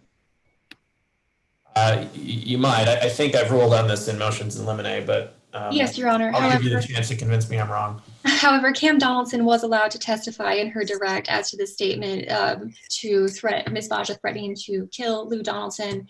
Also, we are not, if I may, the statement indicating that Lou was terrified was not constructively redacted. So while I can instruct the witness not to reference the death threat, but the statement that Lou was terrified of Karen was allowed into evidence.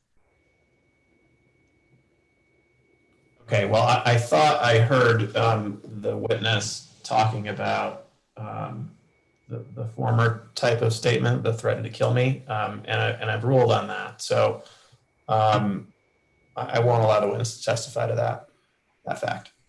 Yes, Your Honor. Motion to strike that testimony from the record, Your Honor. Yeah, the jury will disregard that. Mr. Pride, without referencing the redacted portion of this restraining order, what stood out to you about the restraining order? It stood out to me that Mr. Donaldson was scared enough that he felt the need to file a restraining order against Ms. Baja. And with him disappearing shortly thereafter, it was incredibly suspicious, especially given the issue of the dates. Can you expand on the issue of dates? Well, the restraining order is dated June 12th, and the will provided by Ms. Baja is dated June 14th. So only 2 days later was this will written. Why is it significant that there were only 2 days between the restraining order and the will? It's incredibly unlikely that a man who's so scared of his own life that he felt the need to file a restraining order. Objection, Your Honor, substantially more prejudicial than probative, if I may be heard. I'll just ask Ms. Johnson to respond to that. Your Honor, this is substantially more probative than prejudicial, as it goes into the expert's reasoning for why the restraining order and the issue of the dates stood out. Otherwise, the jury is simply left with the fact that there are 2 days between the restraining order and the signing of this new will. It is simply this expert's opinion, and the jury can disregard that opinion if they do not find him to be credible. Although Your Honor, may I respond? No, I'm going to sustain the objection because I find that the probative value of this expert opining as to someone's mental state, which I think we've already talked about, I just don't think there's any probative value to that. So I do think it's outweighed by unfair prejudice. So I'll sustain the objection as to this witness opining as to the decedent's mental state. Thank you, Your Honor.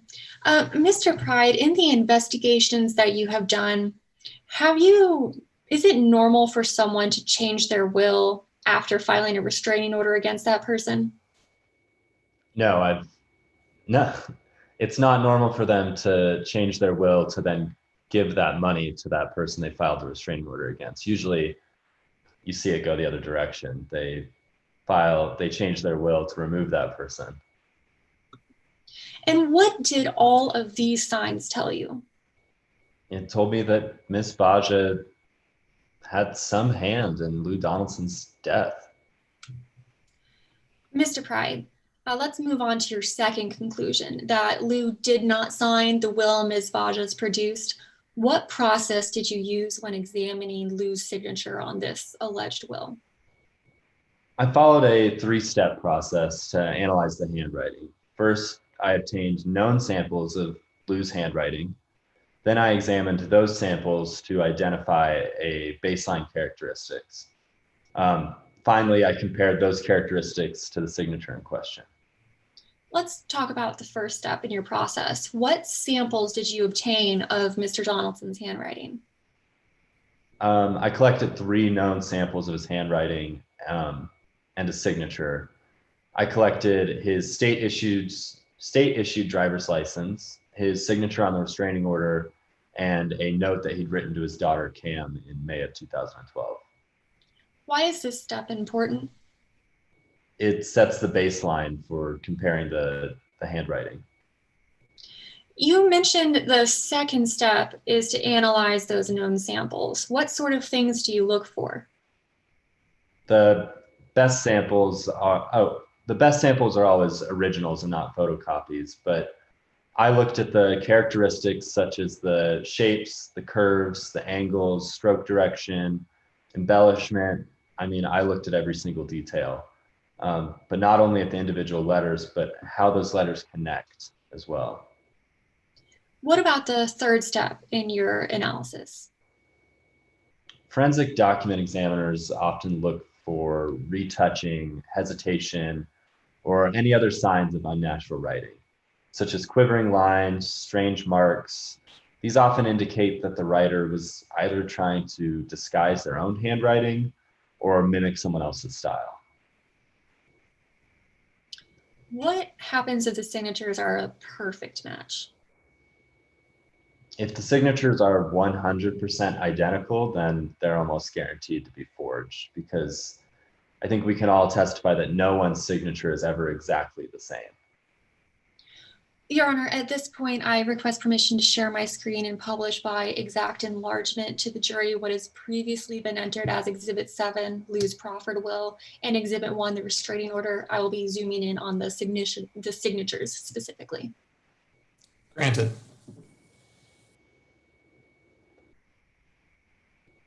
Mr. Pride, will you please describe what we are looking at here?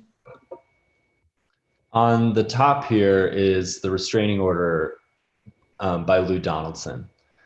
It's one of the documents I used to establish the known characteristics of his writing.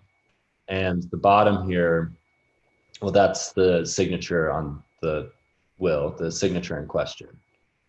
And what do you notice about Lou's signature on the restraining order? Well, you can see here that the top loop in the L is smaller than the bottom loop. We see that the O in Lou, it also has an extra loop, and the U has a small embellishment. Lastly, we can identify that the second O in Donaldson is what we call a lazy letter.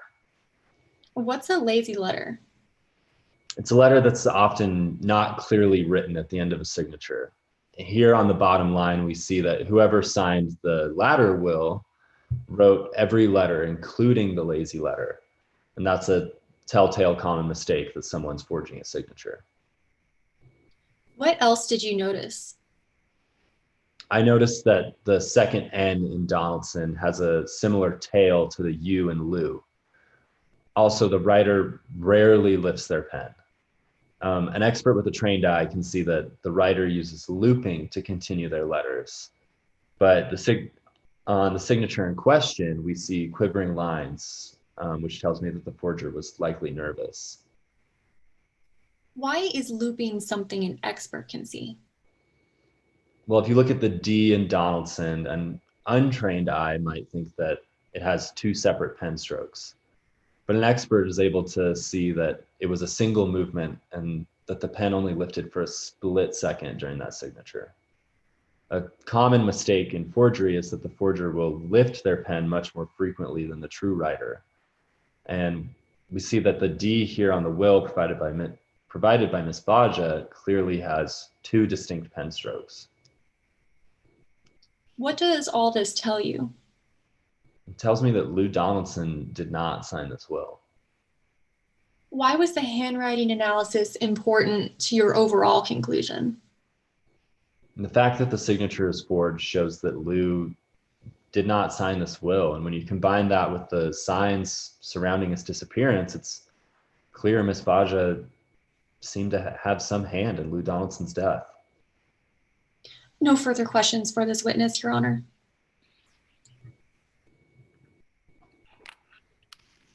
Cross-examination, Yes, Your Honor. Mr. Aguiar. May I proceed? Please. Mr. Pride, you don't have a PhD. No, I do not. You don't have a master's degree. No. You don't even have a bachelor's degree. No, but either did like Steve Jobs, so. Directing you back to my question, you didn't have a bachelor's degree. No, I do not. However, you are board certified. Yes, I am. Well, I want to talk to you about that board certification. It took you just 2 weeks to obtain it. Yes, it was a 2-week seminar. And outside of that board certification, you have no other specialized degrees. No, just years and years of experience. Now, I want to talk to you about Mr. Donaldson. You likely concluded that Karen forged the will. Yes. But you would agree with me that no two signatures are ever exactly the same. Not that they're never exactly the same, but that's a telltale sign that they're usually forged. So if someone signed a document, they wouldn't be identical, but it would still be the person who wrote it. The same characteristics would still be present. And that's because there are certain factors that exist that could explain why two signatures would be different. Definitely. For instance, if someone was in a rush, their signatures would differ. Yes. If someone had a motor function illness, their signatures could differ. Absolutely. Now I want to talk to you about Mr. Donaldson. Specifically, you were aware that he flew planes. Yeah, I realized that in my investigation. And you discovered that he would not always log a flight plan. Yes, he would not. And it's challenging to find someone when they don't log a flight plan. It's challenging to know where they've gone. And in preparation before today's case, you viewed Chris Renard's report. I did. And you were aware that Chris Renard works for Summit Life Insurance Company. Yes, I reviewed that they decided to pay Ms. Baja's life insurance claim.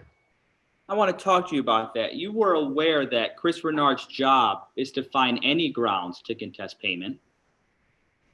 Yeah, he verifies claims.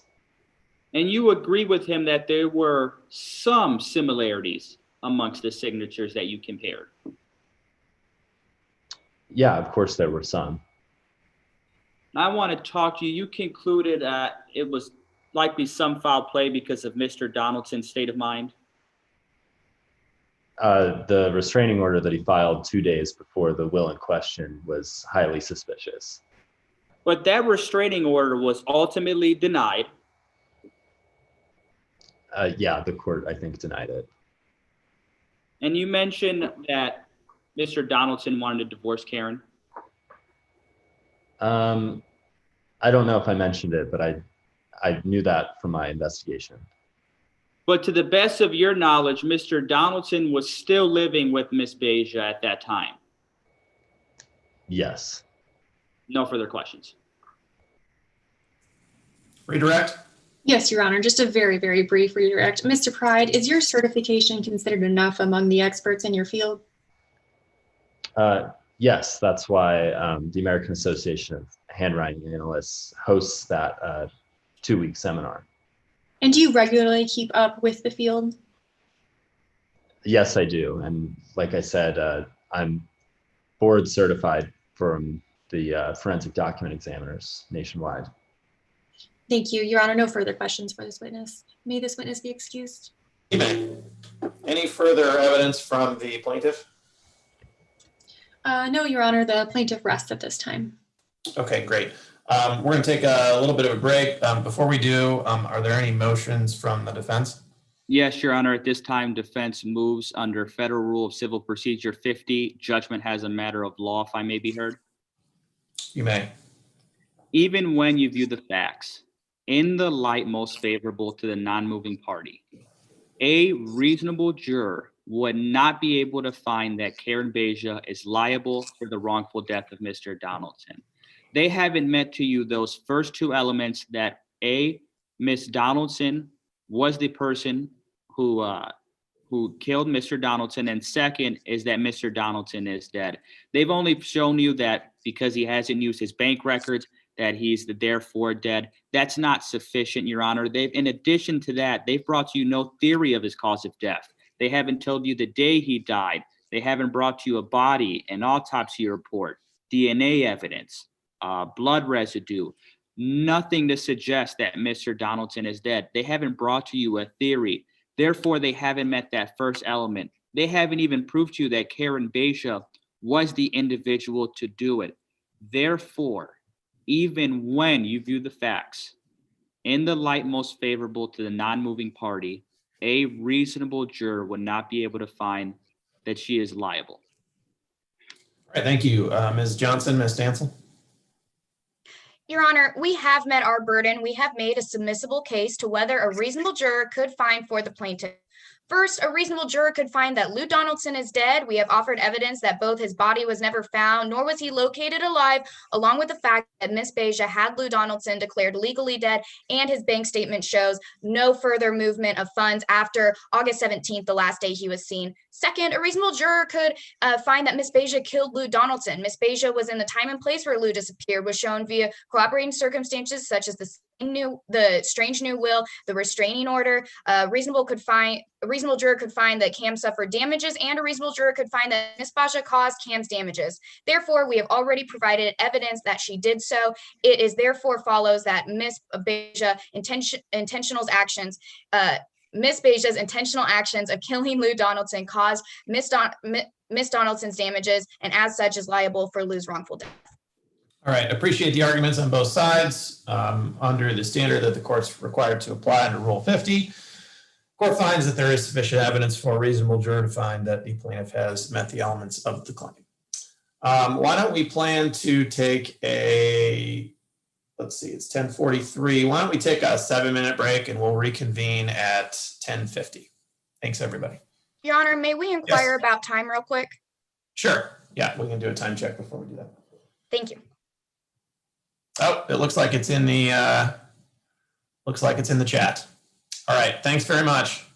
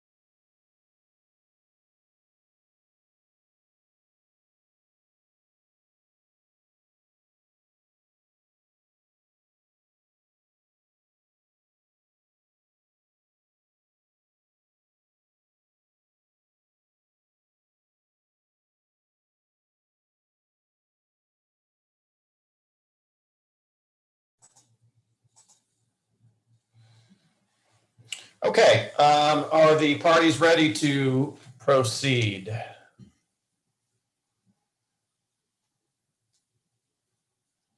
Yes, Your Honor, the defense is ready. All right, and the plaintiff? Plaintiff is ready as well, Your Honor.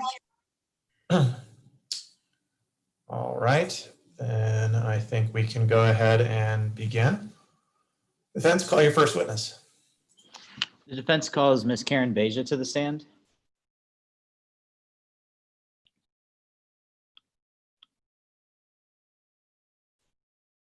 May I proceed, Your Honor? Please. Please state your name, spelling your last for the record. I'm Karen Beja. That's Basia. What is it that you do for a living, Ms. Beja? I'm the owner and operator of Wild Wildlife. It's a sanctuary and rescue for big cats like lions, leopards, and tigers. Now I want to talk about Lou. Can you tell us a little bit about Lou? Lou was my husband for over a decade. We were like soulmates. I loved him with all of my heart. We did everything together, including working at the sanctuary. Really, soulmates we were. What all has Lou done for a living? Well, Lou started off in life as a used car salesman.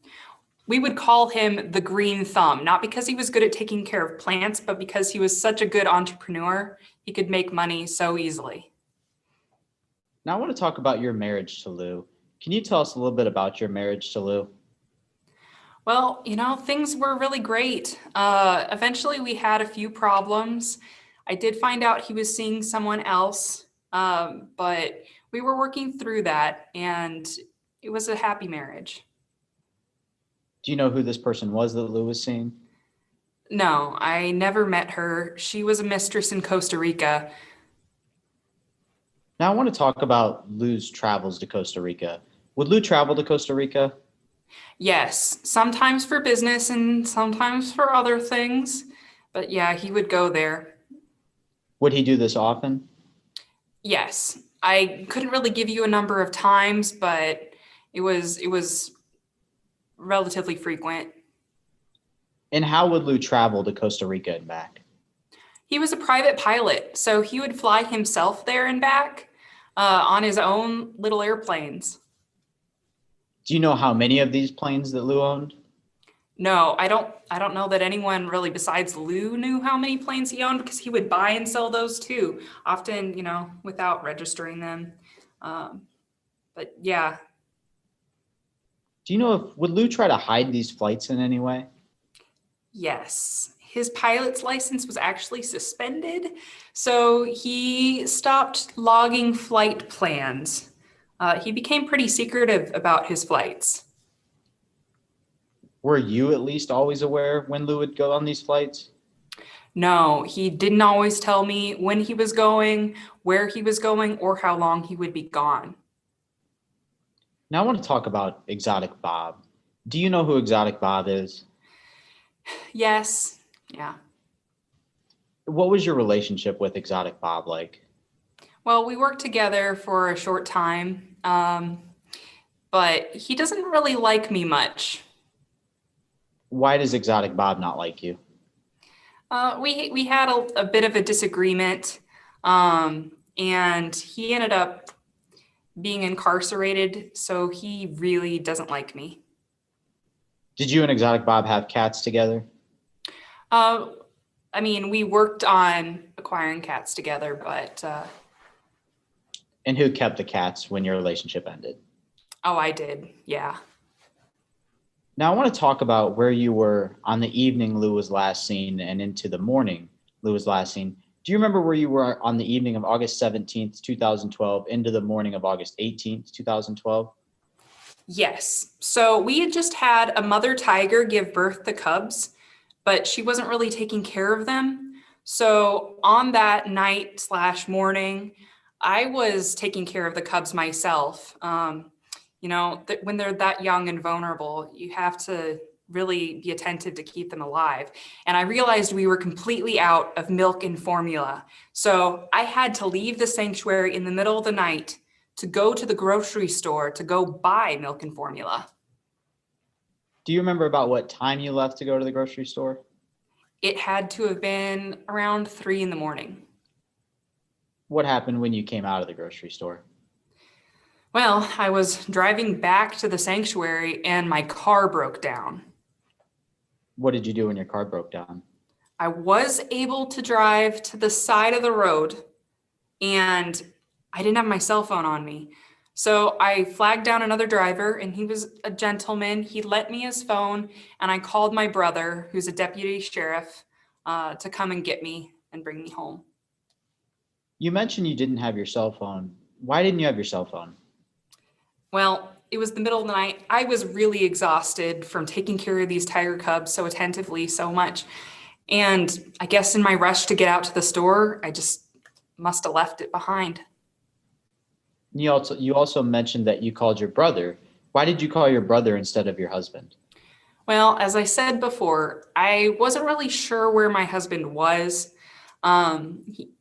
So I knew my brother was on duty. He's a deputy sheriff. It's his job to help people. And so I knew if I called my brother, he would come and get me, and that would be my fastest route back to those cubs. What made you believe that your husband might not have been home? As I said, he would often go on these trips without telling me. Objection, speculation. Response? Your Honor, this is the witness's rationally based perception. This was her husband. This is not calling for more speculation than just the witness's rationally based perception of why she thought her husband may not have been home. Overruled. Ms. Beja, what made you believe that your husband might not have been home? As I was saying, he often went on these trips and he didn't always tell me.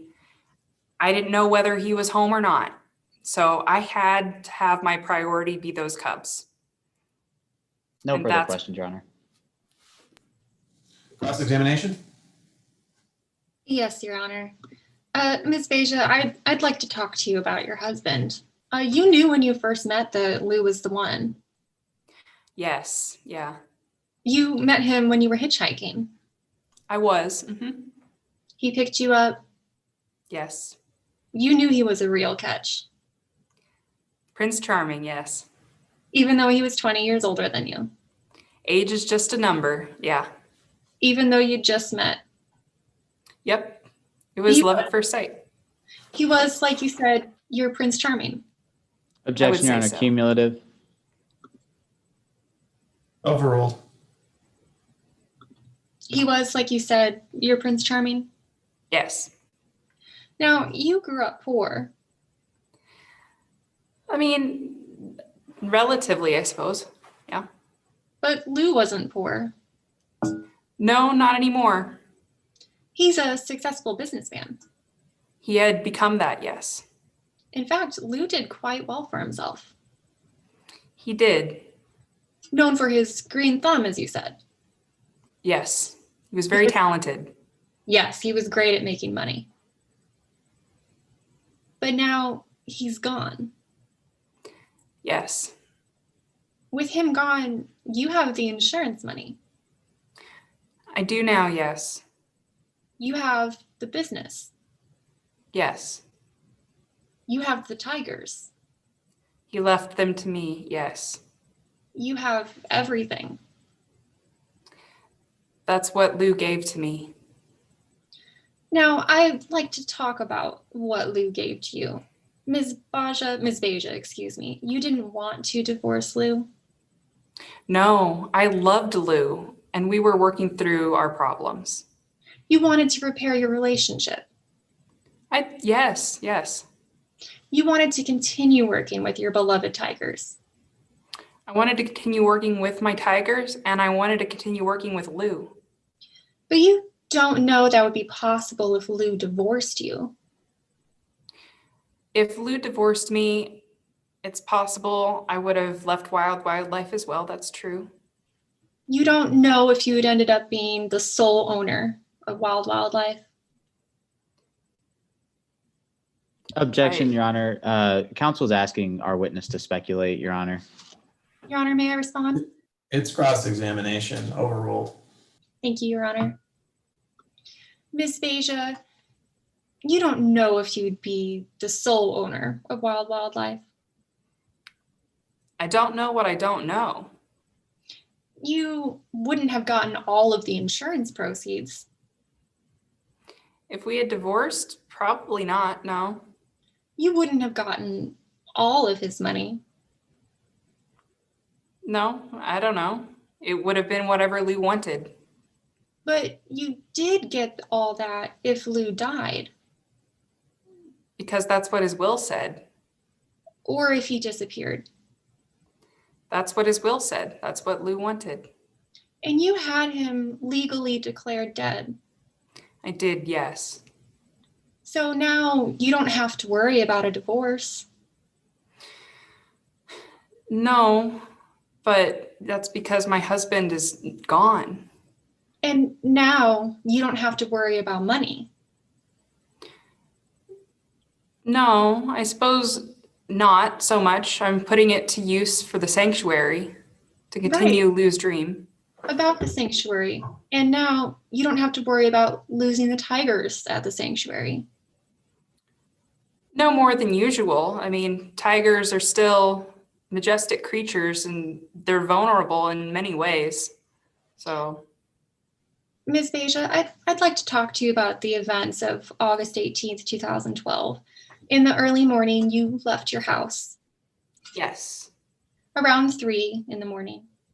yes, This was only hours after Lou was last seen alive. I suppose so. And you say you went to the grocery store?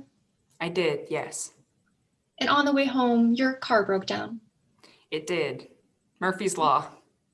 And you did not call your husband. No, You called your brother, Carl. yes, yes, it was the fastest way to get home.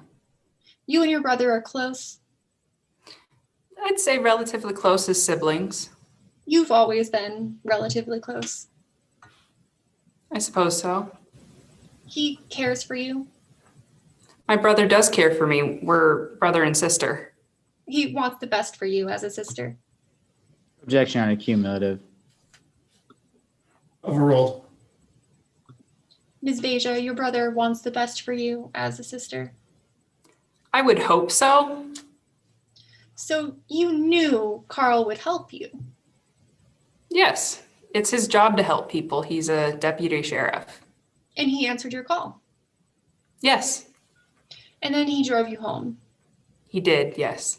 in his car, Yes, in his police car. I think so. Police cars, they have trackers on them. I don't know about that. Your brother's car had one such tracker. I don't know.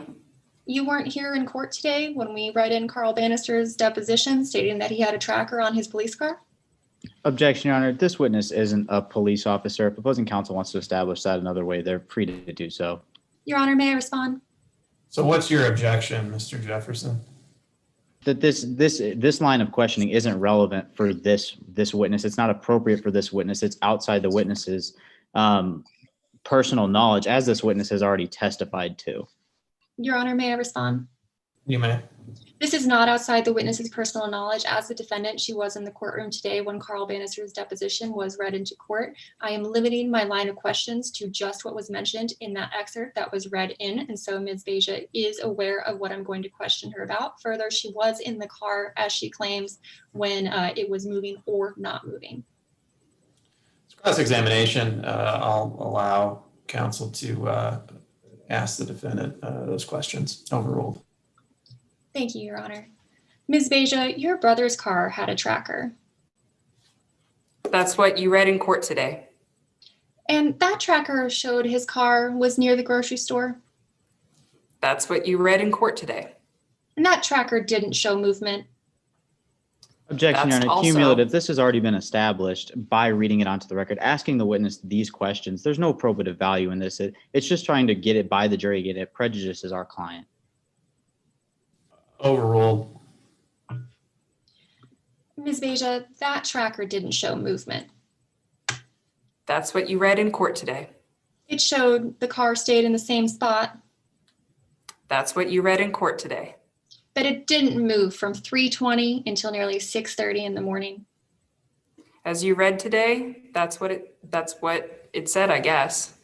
Now, you broke down close to your home. Yeah, close to the grocery store. That was close to my home. Right, it was only a couple miles away from your home. Yeah, about. The home that Lou also lived in with you. Yes. But you say you don't know where Lou was? No, I did not. You say you don't know what happened to Lou? No, I don't. And yet you reported Lou missing later that same day. On or about that same day. Now, Ms. Baja, on August 18th, Ms. Baja, I apologize again, you say you didn't know Lou was gone for good. No, I kept hoping and praying that he would come back to me every day. Yeah, you say he was known to disappear. Would you mind giving a verbal response for the record, please? Yes. And Lou would often take off at a moment's notice. Yes. He wouldn't tell you where he was going. Not always, no. He could be gone for some time. He could be gone for some time. I'm not sure I understand exactly what you're saying. Well, he'd always returned from those trips. He always did, yeah. You didn't report him missing for those trips. I suppose not. But you reported him missing this time. I suppose I did, yes. And then on August 19th, you showed up at Lou's office.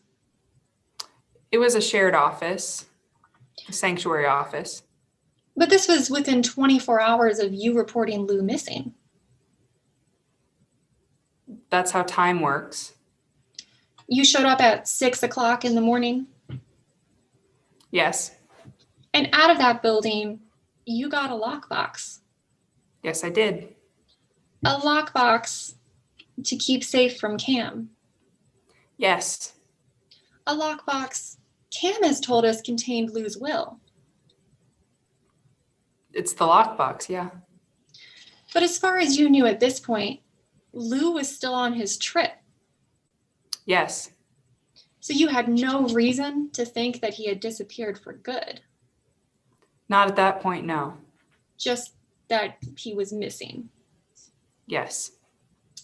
Now, Ms. Beja, I'd also like to talk to you about the will. The last will and testament that you've produced is dated June 14th, 2012. Yes. The restraining order is dated June 12th, 2012. That restraining order was denied, but yes. June 12th is 2 days before June 14th. Yes. So Lou filed for a restraining order 2 days before you say he changed his will? Yes. And again, we were working through things. He changed his will to leave everything to you. Yes. Now, people generally make wills to take care of their loved ones, right? Yes. And Lou and I loved each other. We were soulmates. To make sure that if they die, everyone's taken care of, right? Objection, Your Honor. Relevance. Overruled. Ms. Beja, as to wills, people generally make them to ensure that if they die, everyone is taken care of. That may be a general reason for wills, I suppose. I mean, we all know at some point we're going to die. Objection. Again, relevance, Your Honor. For this witness, this line of questioning is not relevant for this witness. Why the general purpose of wills? That's not relevant. Overruled. Ms. Beja, we all know at some point we're going to die. Yes. Death and taxes. But Lou's will is a little different. Lou's will is Lou's will. His will says, should I die or disappear? It's what Lou wrote. People don't normally expect to disappear, though. Probably not. People normally expect to die, but Lou what Lou did wrote. disappear. Can you repeat yourself? I'm sorry. Sure. Lou did disappear. I suppose. He disappeared 2 months after this will was signed. Yes. 2 months after the restraining order was filed. Yes. And you signed as a witness on this proffered will. It's what Lou wanted. He asked me to sign. I signed. Samantha Lane signed on this will as a witness as well. Yes, she did. But she isn't in the courtroom today. No, I'm not sure anyone asked her to be. She's disappeared. I don't know. So you're the only person in the courtroom today available who can testify as to seeing Lou sign this will? Looking around the courtroom, yeah. And you're also the only person who benefits from it. Lou gave me what he gave me in the will because he knew I would take care of the sanctuary in his life's dream. My question was a bit more specific. You're the only person here today who benefits from this proffered will. In this room, yes. Thank you, Your Honor. No further questions for this witness. Redirect? No, Your Honor, I just asked that my witness be excused. Yes, you may be excused. Defense, call your next witness. The defense calls Chris Renard to the stand.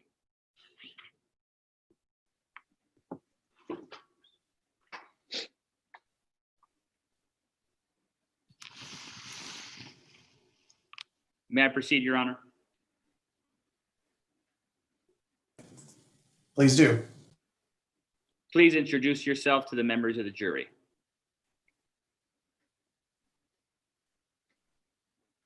Good afternoon, or good morning, I should say. My name is Chris Renard. That's Renard. Mr. Renard, what do you do for a living? Oh, I'm sorry, can you hear me? I can hear you. About that. I'm an investor and forensic document examiner for Summit Life Insurance Company. I specialize in handwriting and signature identification. How long have you held this position for? Oh, this is my 28th year with the company. I've been with them since the year 2000. You mentioned you were a forensic document examiner. What does a forensic document examiner do? Well, what I do is I review many legal documents, such as wills, and I investigate them. I make sure that there was no foul play involved in the decedent's death. I ensure the will is legitimate, and I see if there are any grounds to contest payment for life insurance policies. How do you go about analyzing signatures? Well, I reviewed hundreds of documents, and there's many methods I use to do that. How did you become a forensic document examiner? Well, I went the traditional route. I got a BA in criminology at Summit College in 1996, and then after I graduated from the State Civil Police Academy in 1997. Did you work anywhere after you graduated from the academy? I worked for the State Civil Police Department. What did you do for the Statesville Police Department? I just investigation generally, things of that nature, criminal investigation. Are you board certified? Yes, certainly. I am actually certified by the BFDE, that's the Board of Forensic Document Examiners, as well as the ACFS, the Association of Certified Fraud Specialists. Does your occupation require any continuing education credits? Well, I attend annual training workshops, and I apprise myself of any new techniques that are published in the field. Roughly how many signatures have you compared? Oh, hundreds, at least 100. In your 20 plus years of experience as a forensic document examiner, have you ever testified in court before? Yes, I've testified in federal and state court about 25 times. Did the court accept you as an expert in all of those cases? Yes, it did. It accepted me in all 25 of them. At this time, Your Honor, defense moves to tender Chris Renard as an expert in forensic document examination. Any objection or voir dire? No objection, Your Honor. All right. You may continue. Mr. Renard, how are you involved in today's case? Well, I was asked to review Mr. Donaldson's will and see if there are any grounds to contest the payments for his life insurance policy. How did you go about finding any grounds to contest the life insurance payment? Well, I used 3 documents to compare the signatures. I relied on 3. The first one was a life insurance company paperwork. The second was Mr. Donaldson's driver's license. And the third was Mr. Donaldson's last will and testament. Why did you rely on those 3 specific documents? Well, those 3 had Mr. Donaldson's signature, and I needed multiple signatures in order to compare the signature and then to ensure that the document was or was not forged. Was there a particular method that you used when comparing the 3 signatures? Yes, there is. It's called comparative analysis, commonly referred to simply as CA. What does a comparative analysis method entail? So I lined the 3 signatures together to examine them for any similarities or differences. I look to see when the individual lifts up their pen at certain points during their signatures, or if there are any loops contained in any of the letters. I'm also looking at size, shape, slant, and the beginning and ending strokes as well. Is a comparative analysis method a standard in your field? Yes, it is. Did you follow that standard here? Oh, certainly, yes. When you applied Mr. Donaldson's 3 signatures to that comparative analysis, what did you find, if anything at all? Well, what I found is that there were sufficient similarities in all of Mr. Donaldson's signatures.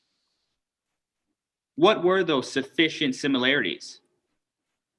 Those similarities would include the loops, strokes, the stroke directions, the curves themselves, overall legibility, angles, embellishment, as well as capitalization.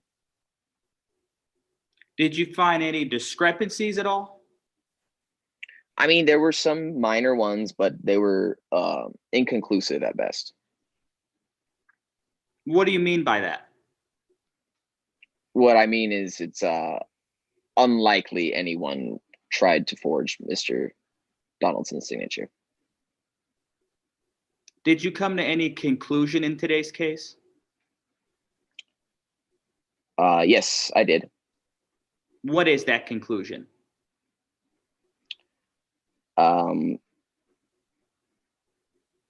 That the signature was not forged and that there are no grounds to contest the payment of the life insurance policy. Thank you. No further questions. Cross-examination, Your Honor. Please.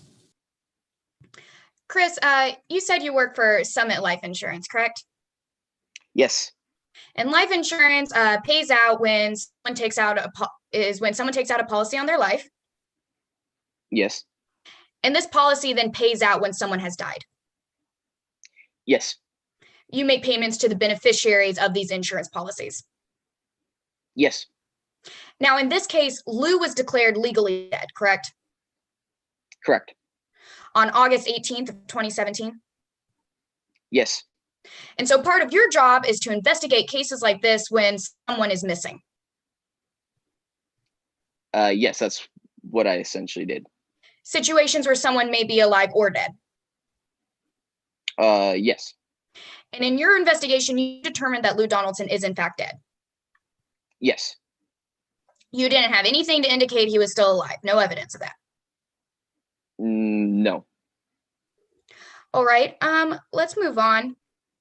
So another part of your job is examining wills, correct? Yes, that's correct. You reviewed many wills over your career. I've reviewed hundreds. Hundreds, exactly. So you're familiar with the wording of wills. Very much so. You know what words are likely to appear. Yes. And you reviewed the alleged will of Lou Donaldson. Oh, of course. Absolutely. And Lou's will had wording different than the usual, correct? Yes, it did have the word disappear in there, which I thought was very odd because I had not seen that before. You found the phrase, if I should die or disappear, odd, right? That's correct. The phrase or disappear is uncommon in wills. Yes. In fact, you've never seen this wording before, correct? Correct. So you've reviewed hundreds of wills and have never seen a will that says, if I should die or disappear. Objection, Your Honor, cumulative. This has already been brought out. Overruled. Sorry, Chris, just to get a firm answer, you've reviewed hundreds of wills and have never seen a will that said, if I should die or disappear. If I should excuse me, disappear was the word, not if I should die. It's the disappear language. Right. The entire phrase read as is from the will, if I should die or disappear. You've never seen that before altogether like that. I've never seen the term disappear in there like that, no. Okay. And witnesses also, wills also have witnesses, correct? They do, yes. And this will had two of them. It did. It was Miss Basha herself and Miss Lang. Miss Baja is the beneficiary to the will, correct? Yes, that is correct. And it's disfavored to have a beneficiary also witness the signing. Disfavored, but legal in this state. But yes, it is disfavored. Correct? Yes, yes. All right. And you said that Samantha Lane was the other witness. Yes. And you spoke with Samantha Lane. Yes. And you actually also received a letter from Samantha Lane, correct? I could not confirm that letter, the source of it. Exactly. But you got a letter that was signed with the name Samantha Lane, correct? Correct. Would you please refer to the exhibit base mark -008? Is that something you're able to pull up? Yes, absolutely. You recognize this because it is the letter that was delivered to you. Yes. And this is a fair and accurate representation of that letter? Yes. Your Honor, I offer exhibit 8 into evidence. Your Any Honor, objection? yeah, Your Honor, this is the letter that we've ruled on beforehand. The letter that Samantha Lane drafted on the grounds of hearsay that we've ruled on previously. May I respond? You may. I'm not using it for hearsay in this instance, whether or not the statements are true. I am using it for the credibility of this witness, the effect on him in reaching his determination, and for the signature on the letter purported to be Samantha Lane's that Chris has said he could not identify. And this line of questioning about the signature will go to his credibility as an expert in this case, not for the truth of the matter asserted. May I respond on those grounds, Your Honor? Sure. Tell me why it doesn't go to the credibility of his investigation. Your Honor, it doesn't because this letter, he ultimately tries to get in contact with her again, and she doesn't. We have it on a good faith basis that she doesn't pick up. He's going to testify. He tried to verify this information. Therefore, they are trying to backdoor this in to use it for the truth of the matter asserted. You can get this specific line of questioning without admitting this document. That's what they're attempting to do here because they want the contents of that letter. The effect that it has on this witness is that he then speaks with Ms. Beja, tries to contact her again. Ultimately, there's no credibility that it goes to this witness because he's not examining Samantha Lane's signature. He's simply determining if the letter and its content is actually holds any weight. That they can rely on without admitting this document because they're substantially relying on those prejudicial statements that do not need to be admitted. All right. I think I disagree with most of what you said there. You're certainly welcome to rehabilitate the credibility of the witness on redirect if you feel like you need to do so. However, the letter appears to be part of the expert's file and something that he received as part of his investigation. And so I find it does go to credibility. I will instruct the jury not to consider the contents of the letter for the truth of the matter. So I will admit this exhibit.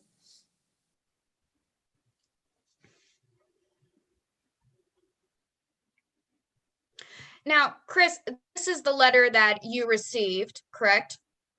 It is, yes. And at the bottom, it is signed with the name Samantha Lane. Yes. Now, when you first spoke with Miss Lane, you determined that she had signed the will in question, correct? Yes, that's what she told me. And then later on, you received this letter, and this letter says that she had not seen the signing of the will in question, correct? That's what is written on the paper. Right. So you chose to disregard this letter. I tried to follow up with it. I couldn't find out or verify it. And being the fact that I couldn't verify it meant that I needed to disregard it because I had actually spoken to her in person before. And you're here today as an expert in signature analysis? Yes. So you had this signature on this letter, right? I'm sorry, what? You were in possession of the signature on this letter, correct? Yes. Yes. And you were also in possession of another signature of Samantha Lane on the will, correct? Yes. And you did not compare these two signatures together to verify that this was from Samantha Lane. I do not recall doing that. Okay. I'm going to stop sharing my screen on this. So you said you tried to contact Samantha Lane later, but you couldn't find her. Yes. It's as if she just vanished. Yes. So Lou disappeared, right? Yeah, that's why we're here. Yes. And now Samantha Lane disappeared, right?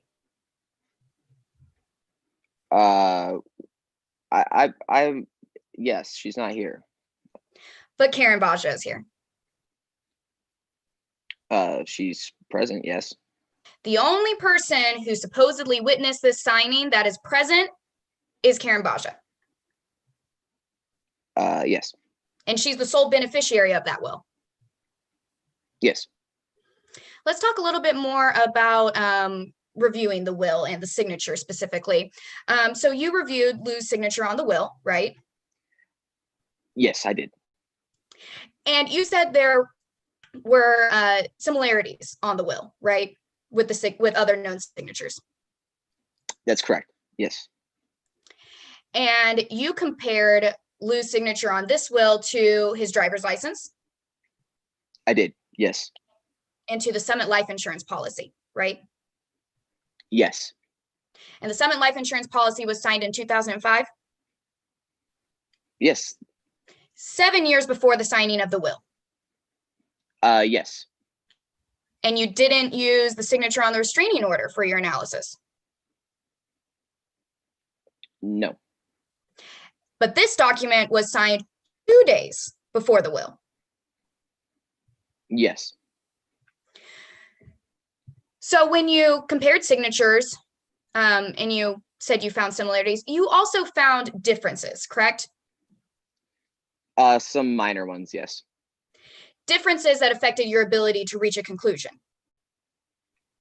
To reach a conclusion with 100% certainty. I'm very confident in the conclusion that I reached today. With certainty, correct, such that you couldn't say for certain whether the signature on the will is genuine or non-genuine. Well, with 100% certainty, it's the nature of the science and just the fact that people are always writing somewhat different speeds and paces. So, yeah. You created a diagram of the signature comparison for your report? Yes.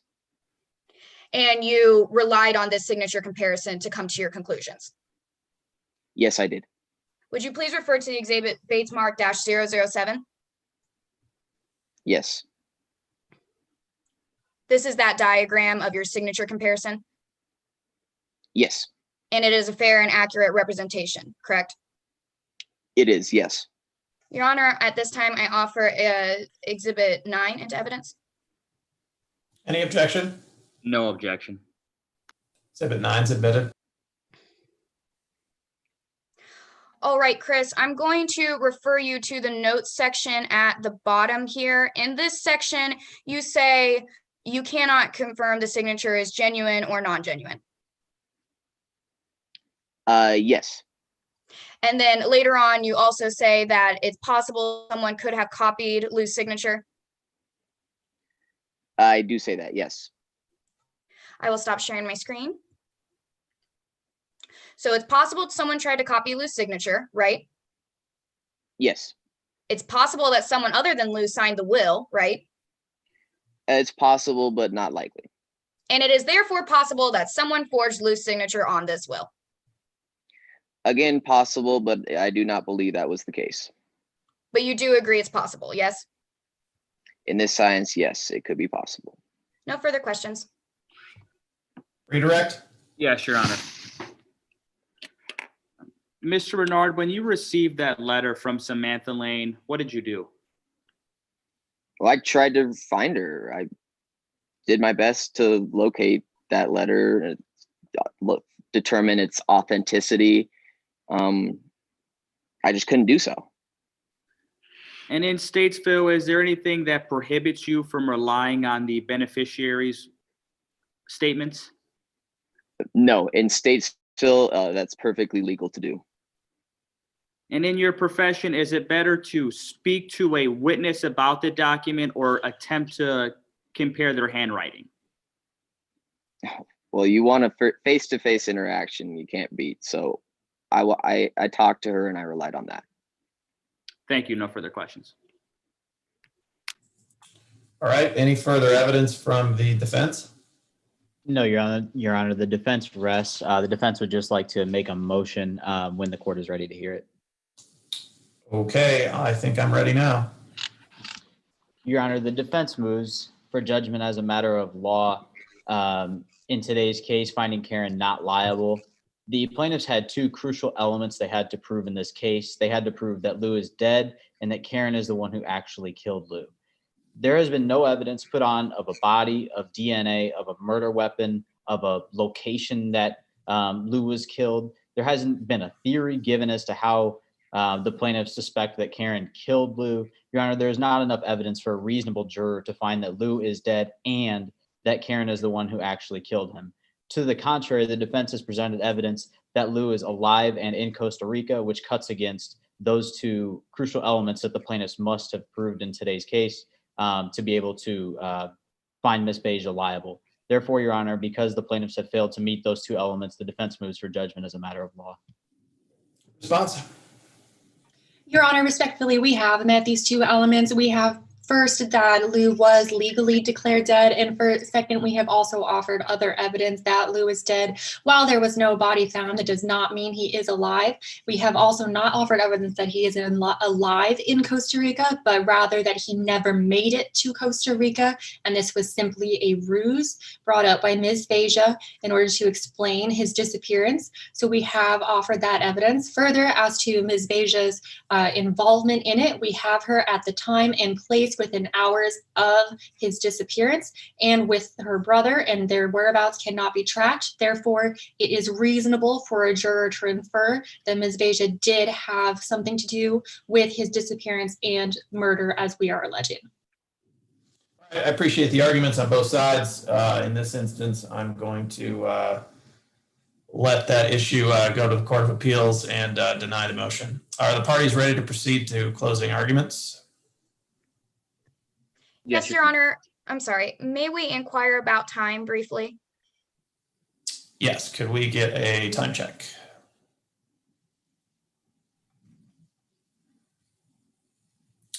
All right. And would either side like a 5-minute warning? I guess the defense probably doesn't need one.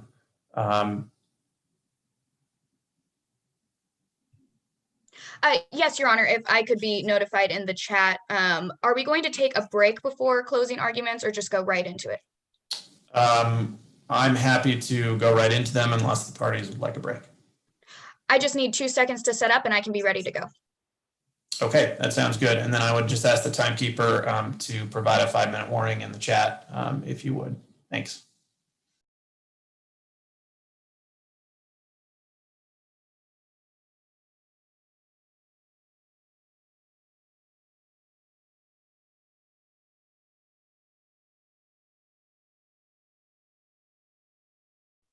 Your Honor, I believe I have about 14 minutes left. May I reserve time for a rebuttal, or when I stop, will I be allowed the extra time for a rebuttal? Yeah, that's fine. I'll note that you've reserved time for rebuttal. All right, and timekeeper listening, if you could let me know when I am approaching within 1 minute of 12 minutes, that would be great.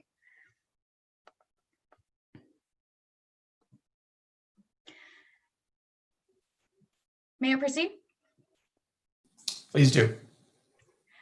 The last time Cam Donaldson saw her father Lou was like any other Friday. As Lou was leaving Wild Wildlife Tiger Emporium, he said to his daughter, "See you on Monday, unless you want to stop by for dinner on Sunday." This exchange, completely unremarkable, as common as it sounds, was the last time Cam Donaldson ever saw her father. In fact, this is the last time anyone ever saw Lou Donaldson alive. As you heard today, the disappearance of Lou Donaldson in 2012 doesn't add up. The defendant, Karen Baja, would have you believe that Lou simply left on his own, that Lou had a mistress in Costa Rica and it was time to later days, but not before signing over his life's work and beloved animal sanctuary to her, of course. Members of the jury, as you heard today, that story isn't true. Today, we, the plaintiff, showed you what really happened to Lou. All signs in this case don't point to disappearance. They point to murder. What really happened, members of the jury, is that Karen, motivated by the coming divorce and all she had to lose, forged Lou's will and made sure he would never be seen again. Today, we had to prove to you 4 things. They are outlined here in jury instruction 13. First, we had to prove that Lou is dead. Second, that the death of Lou Donaldson was caused by the defendant's intentional conduct. Third, that Cam Donaldson suffered injuries, damages, or losses as a result of the death of her father. And fourth, the defendant's conduct was the cause of plaintiff's injuries and damages. We had to prove this by preponderance of the evidence. That means more likely than not. We had to prove to you that it was more likely that Karen caused her husband Lou's death. So let's talk about how we have shown you that all signs point to murder. First, we had to prove that Lou is dead. You heard today that Lou Donaldson has been missing for 8 years, and on the 5-year anniversary of his disappearance, he was declared legally dead. Today, we showed you that Lou Donaldson died back in 2012 when he first went missing. There is no evidence that Lou Donaldson was alive after he was last seen on August 17th, 2012. Taylor Pride showed you this bank statement. And this bank statement shows that at the time of his disappearance, Lou Donaldson had almost $100,000 in his account. And this account has not been touched since the very last day he was seen. The defense has also admitted through Chris Renard that Lou Donaldson is in fact dead. This is not the bank statement of someone planning to run away for a life of luxury in Costa Rica. Taylor Pride's investigator also found no signs of Lou in Costa Rica, and he has never been heard from again. The defense's own expert told you he determined Lou is dead. Lou has been dead these past 8 years, actually, not just legally. Next, we had to show you that the death of Lou Donaldson was caused by the defendant, Karen Baja. The first sign that points towards murder is Lou Donaldson's request for a temporary restraining order against Karen. This request was filed June 12th of 2012, approximately 2 months before Lou's death. Here you can see Lou Donaldson tells the court that he wants a divorce and he does not feel safe around Karen. We can see now that Lou was not safe. Cam even told us that this was not the only fight Karen and Lou had before he disappeared.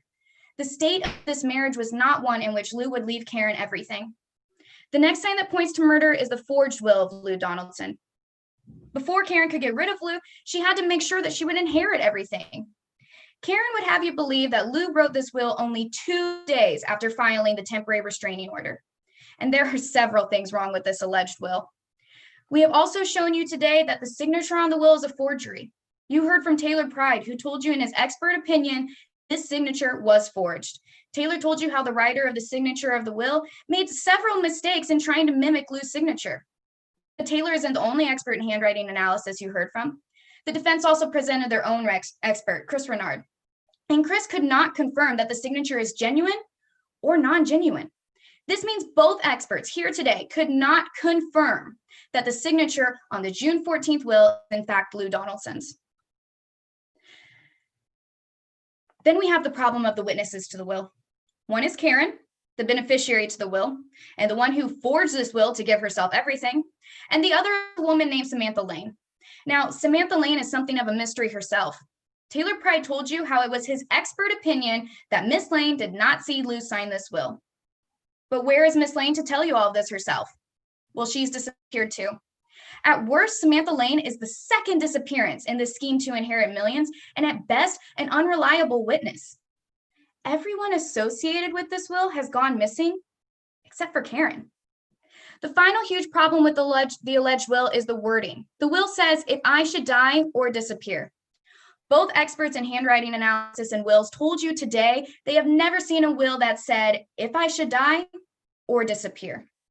The forged signature, the lack of detail or other beneficiaries, the strange wording, and the unreliable witnesses are all signs from this alleged will that point to murder. The next sign that points to murder is the fact that Lou did not plan to leave. August 17th, the last time Lou was seen alive by Cam. What did Lou say? He said, see you Monday, unless you want to have dinner Sunday. These are not the last words of someone saying goodbye to their child forever. They are the words of someone who never intended to leave. Neither Cam nor Lou knew this would be the last time they would see each other. And then, only 9 hours after Cam last saw her father, what was Karen doing? She claimed she was out to get milk and her car broke down. Does she call her husband? No, she calls her brother. Someone who would do anything for her. They claimed Carl showed up and that Carl drove her back to her house. But that's not what the evidence showed. Carl's car did not move from the grocery store between 3:20 and 6:30 a.m.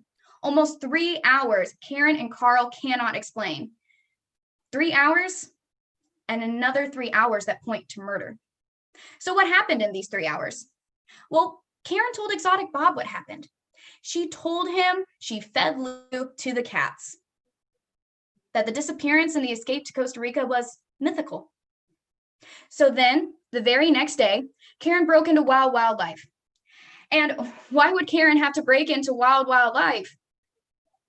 If she was an owner, if she had keys? Cam told you how Karen broke the padlock on the front gate. Cam told you how Karen broke the back entrance. Why would Karen need lock cutters? Once inside, Karen broke into the locked drawer on Cam's desk and stole the lockbox containing Lou's real will. And what did Karen do when the police arrived? She said, speak to my attorney. And then she just smiled at Cam. She stood there with Cam's lockbox from a locked drawer in her desk and just smiled. With Lou's real will in Karen's clutches, we will likely never know what happened to it. And instead, she replaced it with her own and her own dream inheritance. But at this point, no one was alleging Lou was missing. But Karen knew, because Karen caused it. This break-in to steal the real will so she could replace it with her own points to murder. The last sign that points to murder are the things that Lou left behind. Lou's van, keys, and glasses were all recovered at an airstrip he never flew out of. Cam told you how Lou owned these glasses since Cam was in high school, and Lou never flew without them. The defense would have you believe that Lou didn't value things and people, that Lou only cared about himself. But Lou kept an old pair of glasses since Cam was in high school because that's the ones that he liked. Cam valued things and people so much more than the defense would have you believe today.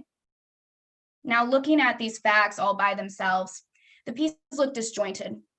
But when we realize that the missing piece of the puzzle is murder, we can see that all the signs were there. The writing was on the wall. Karen set herself up for life. She got everything she wanted, and the only thing in her way was Lou. All signs point to murder. Next, we showed you today that Cam Donaldson has suffered as a result of her father's death.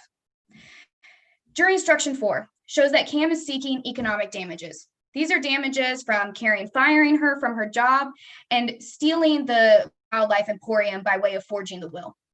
Cam has told you that she should have been able to carry on her father's legacy. Karen may have been a co-owner by way of marriage to Lou, but Cam ran the books. Cam handled the accounts. Cam made sure the business had funds to take care of the cats.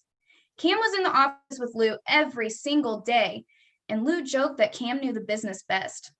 This was a father-daughter operation, and they ran it as a team. The Tiger Emporium and Lou's life insurance together were worth $10 million. This is how much Karen had to gain by cutting Cam out. But Cam didn't just lose money. Cam lost her father. Jury instruction 4 says that Cam is also seeking non-economic damages, which may include any of these listed here. Cam's relationship with her father is far more important than cash, and the role of a father in her life can never be replaced. Cam has grieved for 8 years. Cam lost the companionship of someone she spent a majority of her time with. She worked with Lou for the past 20 years. They saw each other almost every day. Cam's life was running that business with Lou. Today we're asking for $10 million, but members of the jury, we can't give Cam her father back. We can't give Cam her job back. All we can ask for is the money that represents the value of what these things are worth.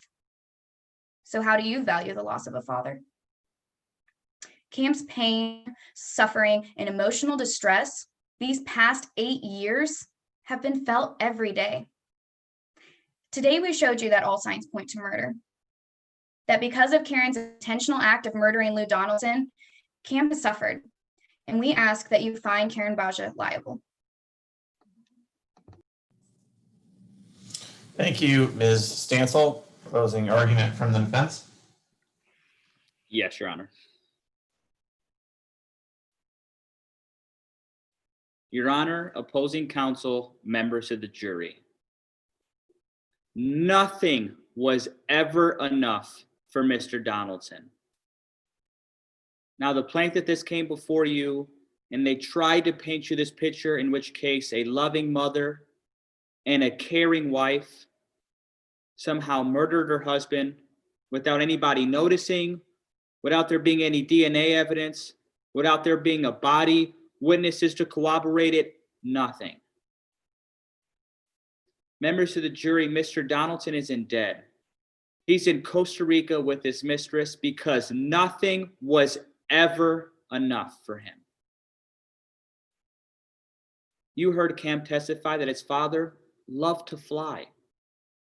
And on August 17th of 2012, he didn't log a flight plan because he wanted no one to know where he was going. He wanted to permanently be with his mistress because nothing was ever enough for him. Opposing counsel would have you believe that he's dead because he hasn't touched his bank account in 5 years. But think back to Cam's testimony.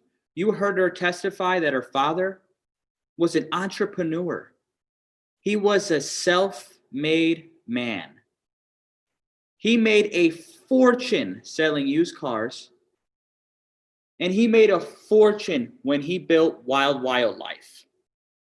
And you don't have to take my word for it. Mr. Donaldson's bank statements show just that. He had over $90,000 in his bank account. So what's more likely? The fact that Karen somehow murdered her husband without anybody noticing, without anybody witnessing it, there being no DNA evidence to corroborate it? Or that Mr. Donaldson fled to Costa Rica to be with his mistress and started a business, something that he's done beforehand and has made a fortune doing. Now, we, the defense, bear no burden of proof in today's case. That lies solely upon the plaintiff. And they had to prove to you 4 elements by preponderance of the evidence. They had to prove to you the following 4 elements more likely than not. And that first element is that Mr. Donaldson is dead. But we can stop right there, members of the jury, because they have not met that element in today's case. But even if you were to find that that element has been met, they cannot meet the remaining 3. Now, that second element is that Karen was the individual to kill Mr. Donaldson. The third element is that Cam suffered damages. And the fourth element is that Karen's conduct, whether intentional or recklessly led to Cam's suffrage. Now, opposing counsel never offered to you a theory of Mr. Donaldson's death. They didn't present to you a body and autopsy report. There was no evidence of blood residue, of hair follicles. There was no evidence to suggest that Mr. Donaldson is dead. They found his keys and his sunglasses in an airstrip. Members of the jury, he probably had a second pair. They would have you believe that Karen somehow conspired with her brother to kill Mr. Donaldson. But they didn't show you where Mr. Donaldson was in those 3 hours. They didn't tell you how. They offered you no theory. They want you to guess, members of the jury. Guessing does not meet that standard. They tried to show you that because there was no correspondent that was working at the time, that her brother was involved. But members of the jury, he's a police officer. He took an oath to abide by the laws.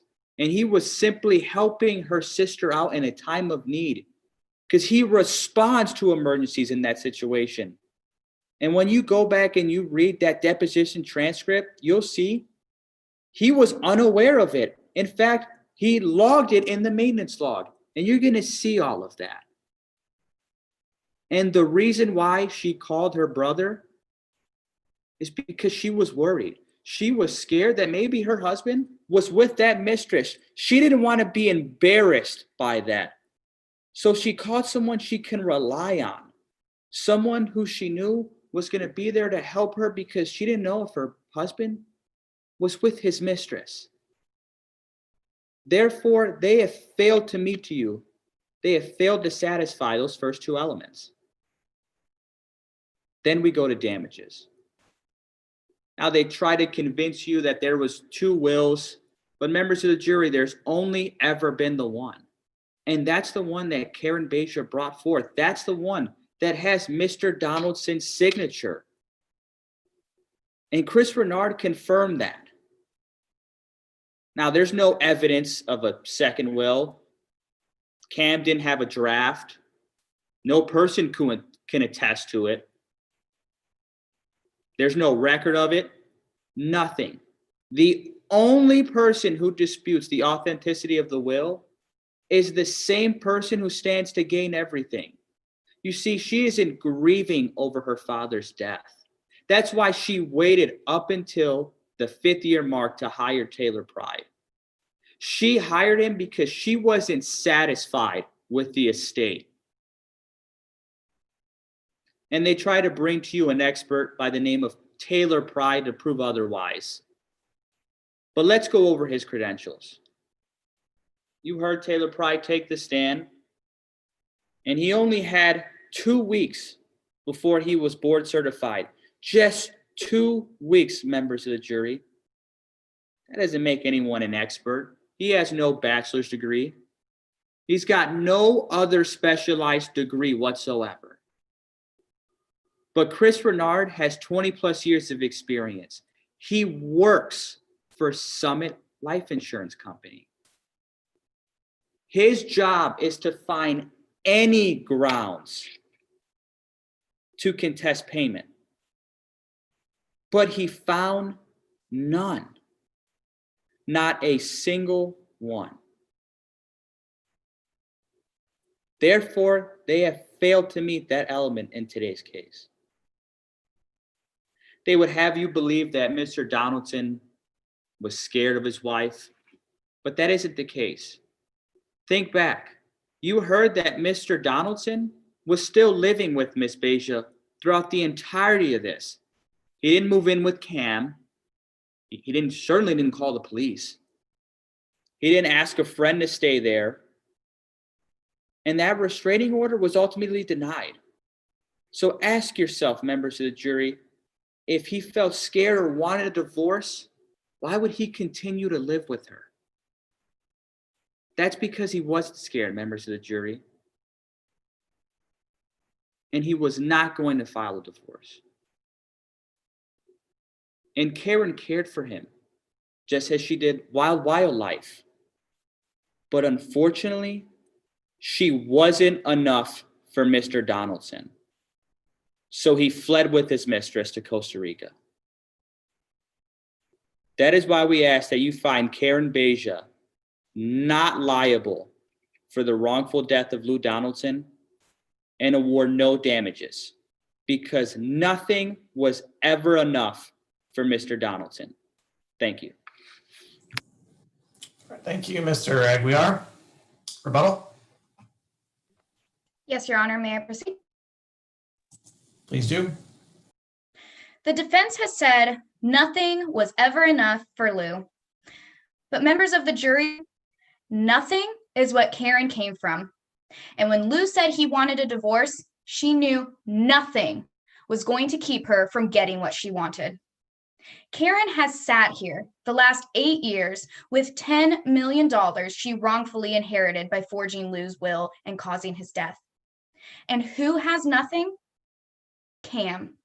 Karen fired Cam immediately, and all Cam has today, as she sits before you, is grief. Grief caused by Karen Beja.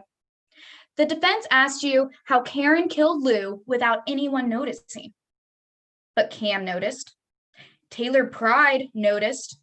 And now so have you. Because you have seen that all signs point to murder. So let's recap very quickly what all Karen has done. First, Lou told Karen he wanted a divorce, and Karen didn't like that. So she forges his will. Then she has to kill Lou. Then she feeds him to her big cats. The next day, she declares Lou missing, despite the fact that he is known to jet off randomly. And then she steals the real will from Cam's locked desk. Finally, she takes over wildlife and fires Cam. Why was this time different than when Lou would normally go on trips? This time was different because Karen caused it. And she knew he wasn't coming back. Karen killed Lou for money. She took away Lou's life and livelihood. She took away Cam's career and father. Karen has caused all of this suffering. We are asking today for $10 million in damages because of Cam's loss of career, her loss of the wildlife tiger emporium she built with her father, the loss of that father she saw every day. Find Karen Beja liable because all signs point to murder. All right, thank you very much. The case will be submitted to the jury. I'd like to say how much I enjoyed watching you guys this morning. You put a lot of work in. And as I told the other round that I judged, you know, there are a lot of attorneys with a lot of experience who cannot handle this technology curveball with the same aplomb that you guys have. So I hope you feel really proud of that. We're disappointed that you can't join us in person this year, but hopefully next year. And I wish you guys all the best the rest of the way. So thanks very much. Thank you. Thank you. Great job, you guys.